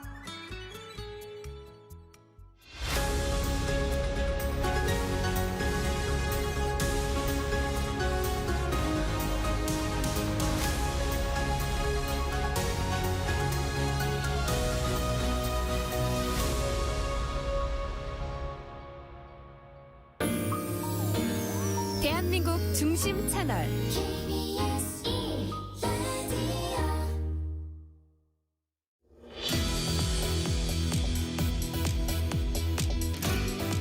전격 인터뷰, 이번엔 우상호 전 청와대 정무수석을 전화로 인터뷰하겠습니다. 수석님 안녕하세요. 네네, 안녕하세요. 네, 지난달 27일이었죠. 민주당 1호 공천으로 강원도지사 후보가 되셨습니다. 그 단수공천 확정 소식 들었을 때 기분이 어떠셨어요? 사실은 좀 깜짝 놀랐습니다. 왜냐하면 통상적으로 보통 4월 달쯤 가서 공천을 확정하는데 저를 1호 공천을 해주셔가지고 당에서도 강원도를 굉장히 중시하는구나. 우상호에게 힘을 실어주는구나 이런 걸 느꼈고요. 되게 당에 감사했습니다. 네, 사실 많은 분들이 이광재 전 지사와 경선을 예상했는데 많은 분들이 예상보다는 좀 빠르게 이 전 지사가 불출마 선언을 했어요. 네. 어떤 과정이 있었는지 상당히 궁금한데 이 자리에서 좀 공개해 주실 수 있을까요? 글쎄 어쨌든 제가 한 2번 이광재 전 지사를 만나서 좀 허심탄회하게 서로 속 얘기를 많이 나눴고요. 뭐 깊은 고민이 있었는데 결과적으로 이광재 지사가 빠르게 결단을 해주셔서 정말 크게 빚을 진 셈이죠. 어쨌든 지금은 힘을 합쳐서 일단 강원도를 탈환하는 것이 더 중요하다. 그게 더 소중한 결단이다. 이렇게 판단하셨다고 그렇게 말씀하시더라고요. 그래서 네. 되게 어려운 결단을 해주셔서 정말 감동받았습니다. 네. 예. 자, 2일에는 원주에서 출판 기념회를 했는데 오신 분들의 면면이 대단합니다. 한병건 원내대표, 이광재 전 지사, 최문순 전 지사, 또 권노갑 민주당 상임 고문. 그래서 출정식이다. 이건 출판 기념회가 아니고 이런 말까지 나왔어요.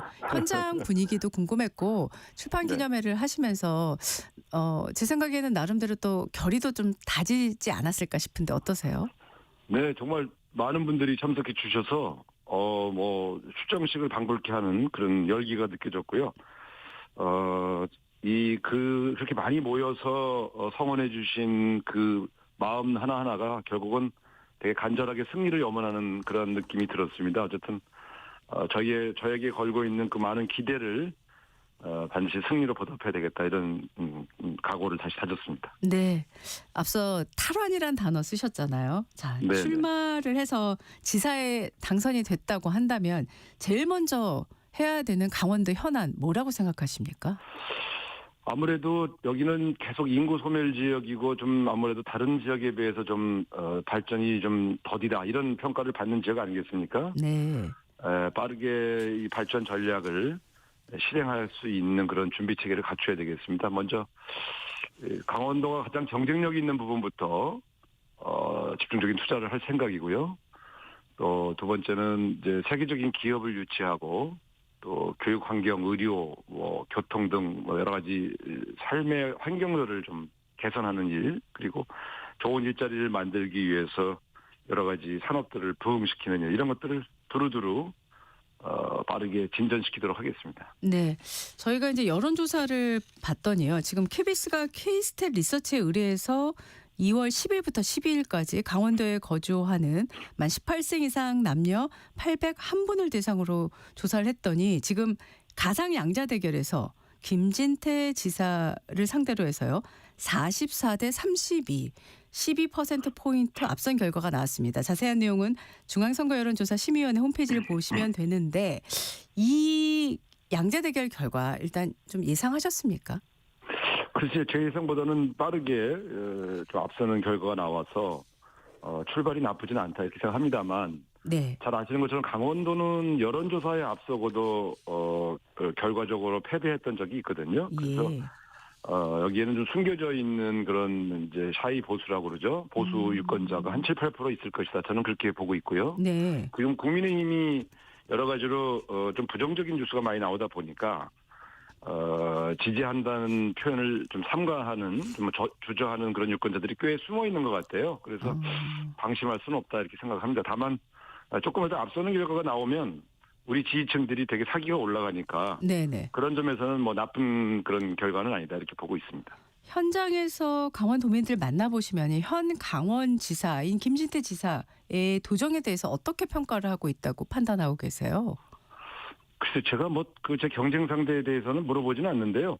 뭐 객관적인 여론조사 결과를 보면 잘한다는 응답보다는 좀 불만이 있다는 응답이 좀 다소 높게 나오는 걸 보면 여러 측면에서 부정적인 평가가 좀 우세한 것 같습니다. 그러나 또 김진태 지사님이 여기 강원도에 기반을 두고 굉장히 오래 정치를 해오셨기 때문에 그 조직력이 만만치 않다고 그렇게 보고 있습니다. 네, 같은 여론조사에서 보면은 강원도지사 당선 가능성을 정당으로 물어봤을 때 더불어민주당 후보가 52%, 국민의힘 후보가 28%여서 가상 대결보다 훨씬 더 격차가 벌어지거든요. 이건 대통령 후광 효과라고 봐야 될까요? 어떻게 봐야 될까요? 그럼요. 아무래도 대통령이 들어서셔서 일을 잘하고 계시다는 평가가 압도적으로 많다 보니 대통령에게 좀 힘을 실어드리고 싶다 이런 그 의사들이 그 여론조사 결과에 반영되는 것 같아요. 그런데 그건 또 대통령 지지율과 또 막상 선거에 들어가면 도지사 인물 대결이 어떻게 될지 이건 좀 더 지켜봐야 될 것 같습니다. 그러나 어쨌든 대통령 당선 이후에 치러지는 첫 선거는 여당에게 유리했던 만큼 여러 측면에서 강원도민들도 이재명 대통령에게 힘을 실어주고 싶은 마음, 그래서 강원도의 발전을 좀 만들고 싶은 마음 이런 것들이 반영된 것이라고 보고 있습니다. 네. 최근에 김진태 지사가 도정보고회를 시작을 했는데 2월 28일에 춘천을 시작으로 해서 원주권, 강원권 순회를 예고하고 있어서 지금 민주당에서는 사실상 정치 집회 아니냐 이렇게 비판하고 있는데 어떻게 보십니까? 그러니까요. 그러니까 지금 뭐 현역 단체장이 프리미엄이라고 볼 수도 있겠지만 예.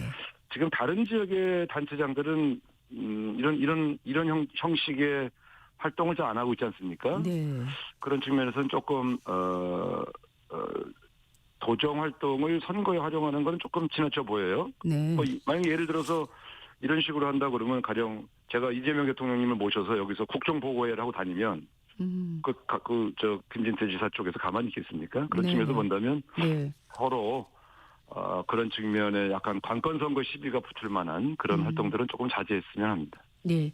지금 강원도 현안 중에 하나가 강원특별법 3차 개정안이지 않습니까?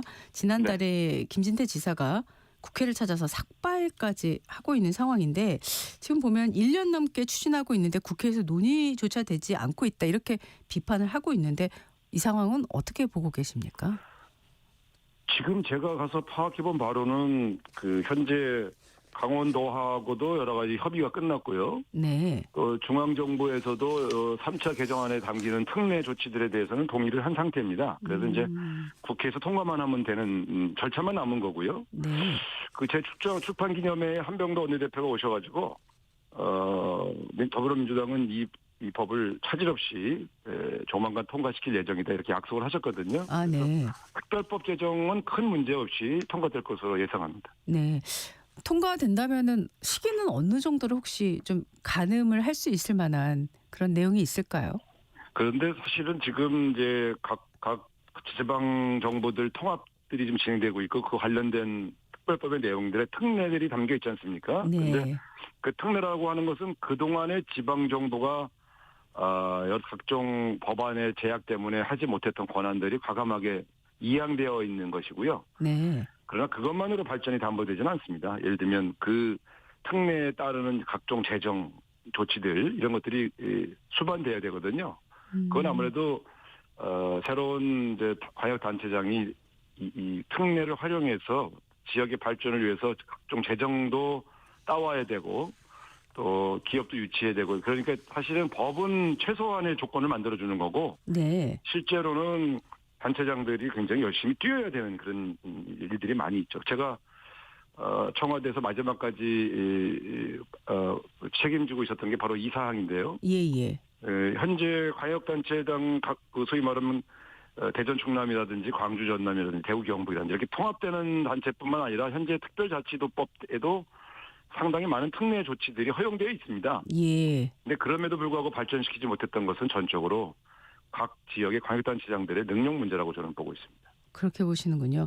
네. 지금 그 강원 특별법의 내용 중에 보도에 따르면요. 교육부에서 그 국제학교 설치 관련 조항을 빼라고 요구했다는 그런 내용이 있는데 혹시 이 내용 관련해서 좀 파악을 하고 계실까요? 그거는 이제 대통령 생각과 좀 다른 얘기고요. 네. 대통령은 각 광역자치단체 통합하는 데서 교육적으로 영재학교라든가 국제학교 같은 것을 각 광역단체장들이 자율적으로 수립할 수 있도록 그렇게 열어주라고 지시하셨거든요. 네. 제가 직접 들었으니까. 그래서 네네. 그거는 국제학교 정도는 저는 충분히 강원도에도 만들 수 있다. 저는 그렇게 보고 있습니다. 네. 좀 언급을 하셔서 추가 질문을 하자면 지금 그 충남 대전 그리고 대구 경북 통합법 여야의 입장이 전혀 좁혀지지 않고 있는데요. 이게 지금 2월 회기는 이미 끝나버려서 3월 회기에 마지막으로 막판에 타협이 되겠냐 많이 관심을 갖고 있습니다. 어떻게 내다보세요? 제가 볼 때는 결국은 지방자치단체 통합은 결국 지방자치단체마다 이견 없이 통합을 의결해 줘야 되거든요. 그런 측면에서 본다면 현재 대전 충남은 원래 통합을 추진하시던 분들이 지금 갑자기 입장이 바뀐 거고요. 네.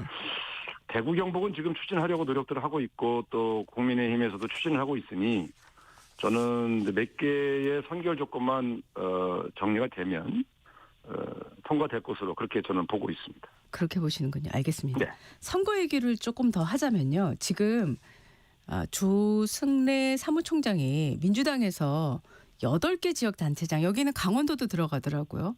윤석열 퀴즈로 규정을 하고 이번 지방선거에서 퇴출시키겠다. 네, 이런 발언을 하셨지 않습니까? 그럼 8개 지역에 강원, 인천, 대전, 충남, 충북, 세종, 경남, 울산 이렇게 들어가 있는데요. 수석님께서 보시기에 얼마나 목표를 달성할 수 있을 거라고 생각하십니까? 글쎄, 뭐 당은 어쨌든 그런 정치적인 목표를 세우고 또 그에 따르는 여러 가지 이 선거 전략을 짜게 되어 있는데 저야 뭐 다른 지역에 관심은 별로 없고 이제 강원도만 주로 들여다보고 있으니까요. 그러나 어쨌든 윤석열 대통령과 절연하지 않고 윤석열 대통령의 신세를 졌던 분들이 입장 표명을 분명히 해야 국민들이 선택하는데 여러 가지 기준이 되지 않겠습니까? 지금 아직까지는 과거 윤석열 대통령 시절에 신세 졌던 분들이 분명하게 윤석열 대통령의 내란 행위에 대해서 비판하고 네. 자신들이 과거에 신세를 졌지만 이제는 절연하겠다 이런 의지를 아직은 제대로 표현을 안 하고 있거든요. 네. 그건 저는 정직하지 못한 태도라고 봅니다. 그런 형태의 태도에 대해서는 국민들이 반드시 심판할 거라고 봅니다. 이번 지방선거가 그럼 내란 심판이 기본적으로 되는 그런 선거라고 보고 계신 건가요? 아무래도 지난번 계엄 이후에 네. 대통령 선거 이후에 사실은 첫 선거 아니겠습니까? 예. 이 정치적은 물론 지방선거라는 건 또 그 지방에서 얼마나 일을 잘할 일꾼을 뽑느냐 하는 그런 게 더 앞선 더 중요한 주제겠습니다만 역시 정치적 의사표현도 하게 돼 있거든요. 네네. 그런 측면에서는 저는 지금 윤석열 대통령과 절연하지 않고 계속해서 관계를 맺어가려고 하는 그런 우유부단한 국민의힘에 대해서는 정치적 심판이 내려질 거라고 봅니다. 예. 대한민국 국민들이요 무섭습니다. 그걸 너무 이렇게 우습게 보면 안 됩니다. 네. 자, 지금 그 광역자치단체장 선거뿐만 아니라 국회의원 재보궐선거도 관심이 큰데 지금 민주당에서는 그 개항을 선거에 대한 관심이 크지 않습니까? 일단 지금 수석님 그 단수 공천이 확정된 날에 송영길 전 대표가 민주당에 복당을 했어요. 네. 복당 보시면서 소회가 좀 남다르지 않을까 하는 생각도 드는데 어떻게 보셨습니까? 글쎄 송영길 전 대표가 사실은 좀 검찰의 과잉 수사 때문에 고초를 겪은 건 사실이죠. 그래서 또 무죄가 나오지 않았습니까? 그런 측면에서는 정치적으로 명예 회복하고 싶어하는 것도 당연하고 또 그런 기회를 당이 제공하는 것도 의미가 있다고 생각합니다. 다만 대통령의 최측근이었던 김남준 선생하고 네. 또 전 대표였던 송영길 대표가 경쟁하는 모습은 그렇게 제가 볼 때는 바람직해 보이지는 않아요. 가능하면 좀 한 지역에서 경쟁하지 말고 네. 서로 상의해서 지역을 좀 나누어서 다 윈윈할 수 있는 결과를 만드는 게 바람직하지 않을까 저는 그렇게 생각합니다. 네. 경쟁보다는 윈윈하는 쪽으로 가는 게 좋겠다. 이렇게 생각을 하시는 거군요. 네네. 네. 그 지금 사실 선거와 관련해서는 지금 조금 최근에는 좀 논의가 약간 좀 식었지만 예, 조국혁신당에서도 원래 당초에 선거 연대를 계속 요구를 했는데 지금 민주당에서는 별로 받아들이진 않은 분위기예요. 예, 어떻게 보세요? 그 보통은 선거 연대를 하려면 후보자를 확정하고 진행하거든요. 네. 그러니까 아직 좀 민주당은 후보를 확정해가는 단계, 공천지 진행 중인 단계여서 아마 그런 논의가 좀 부족한 것 같은데. 네네. 그러나 이 후보가 확정된 이후에 진행되는 것이지만 사실은 미리 물밑에서 네네. 여러 다양한 경우의 수를 놓고 선거 연대를 하기 위한 각종 전략을 상의해야 될 필요는 있습니다. 그래서 좀 드러나게 지금부터 뭐 이렇게 요란하게 하면 또 갈등 잡음이 생기니까요. 네네. 그러나 어떤 방식으로 서로 잡을 건가에 대한 방법론에 대해서는 물밑에서 대화를 지금 시작해야 한다고 생각합니다. 아, 방법론에 대해서는 이제 네. 물밑 대화는 시작해야 될 시점이다. 사실은 이게 저도 옛날에 전략 본부장 할 때 여러 번 야권 연대나 후보 연대 시도를 했었는데 대선과 총선에 비해서 지방선거는 워낙 후보가 많고 각 지역마다 굉장히 상황이 다 다르기 때문에 네네. 사실은 각 정당 간의 후보 연대가 그렇게 쉽지는 않아요. 그래서 훨씬 더 정교하게 설계할 필요가 있습니다. 네.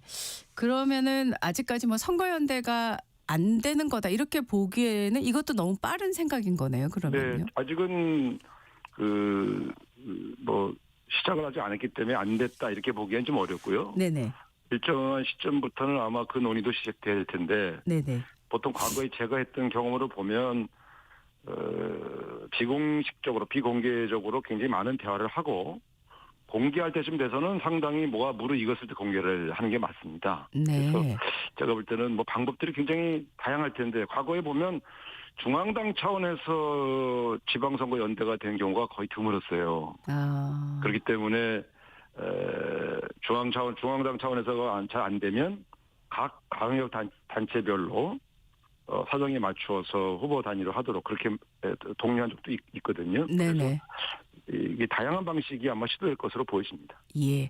지금 지방 선거 관련해서 관심을 받는 지역이 많은데 일단 대구 경북이요. 뭐 지금 통합이 될지 안 될지 아직까지는 모르긴 합니다만 계속 김부겸 전 총리 뭐 차출이라고 해야 될지 기용이라고 해야 될지 뭐 단어는 여러 가지가 쓸 수 있겠는데요.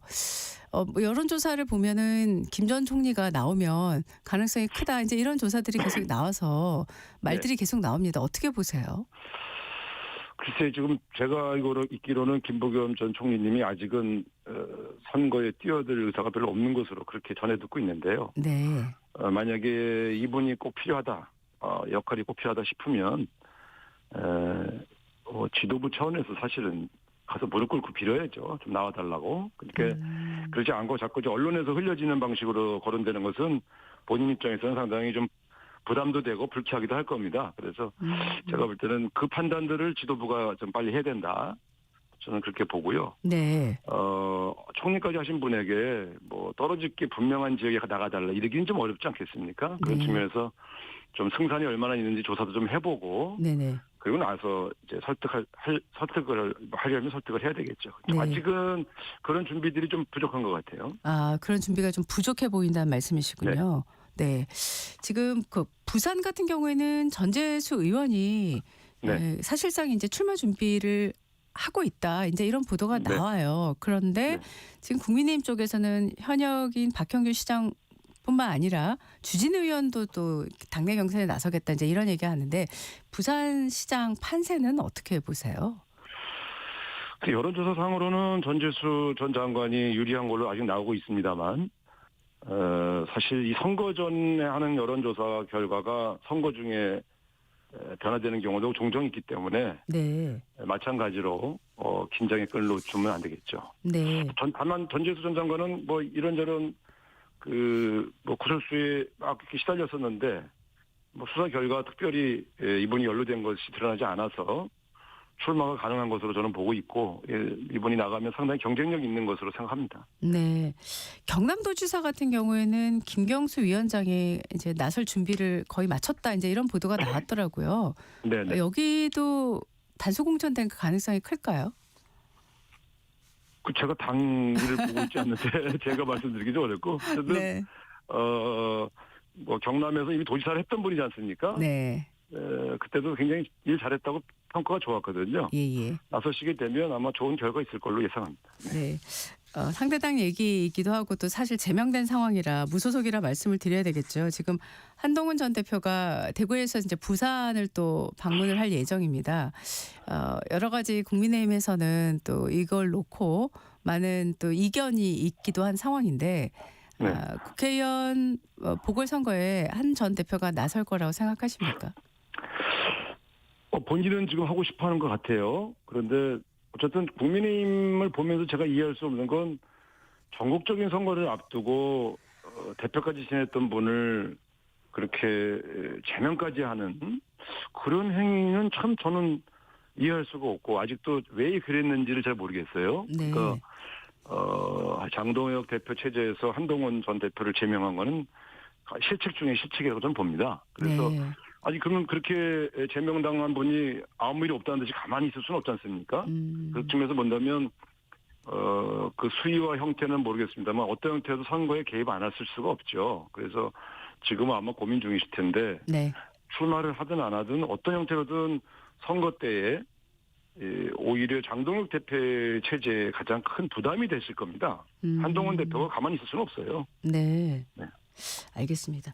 지금 박홍근 의원이 기획예산처 장관 후보자로 지금 지명이 됐어요. 지금 네. 전임 이제 이해운 장관 후보자가 물러난 이후에 지금 지명을 취소한 이후에 지금 두 번째로 후보자가 지명이 됐는데 무난히 인사청문회 통과할 거라고 생각하십니까?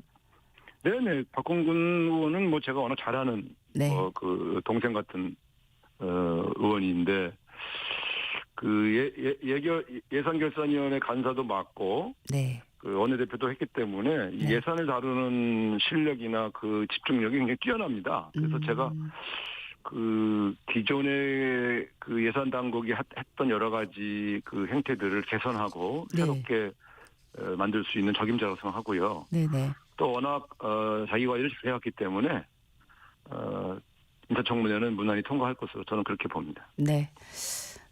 얘기가 이제 선거 같다, 장관 후보자 같다 왔다 갔다 하는 측면이 없지 않아 있습니다만은 지금 이제 서울시장 당내 경선이 이제 5파전으로 줄었는데 뭐 여러 여론조사를 보면은 정원호 성동구청장이 제일 앞서는 걸로 나와 있긴 합니다만은 당내 경선이 앞으로 어떻게 흘러갈 거로 좀 예상하세요? 글쎄, 제가 뭐 다른 지역 후보 경선까지 얘기할 그 계절은 아니고, 네. 제가 다 사랑하고 좋아하는 후배들인데, 네.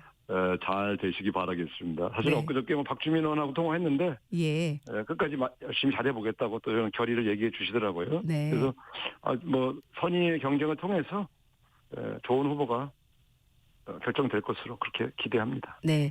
서울시장 선거가 사실 제일 주목을 받을 수밖에 없는 지역인데요. 대통령께서 계속 이제 부동산 관련한 메시지를 SNS를 통해서 지속적으로 또 펼치고 또 관련한 정책들의 또 후속 조치가 있을 걸로 지금 예상이 되고 있는 상황인데 이번 서울시장 선거에서 부동산 이슈가 제일 크게 작용할 걸로 생각하십니까?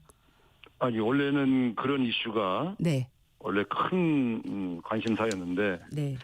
지금 이재명 대통령이 연이어 개입하면서 사실은 부동산 시장에 뭔가 변화가 오고 있지 않습니까? 네. 그런 측면에서 본다면 네네.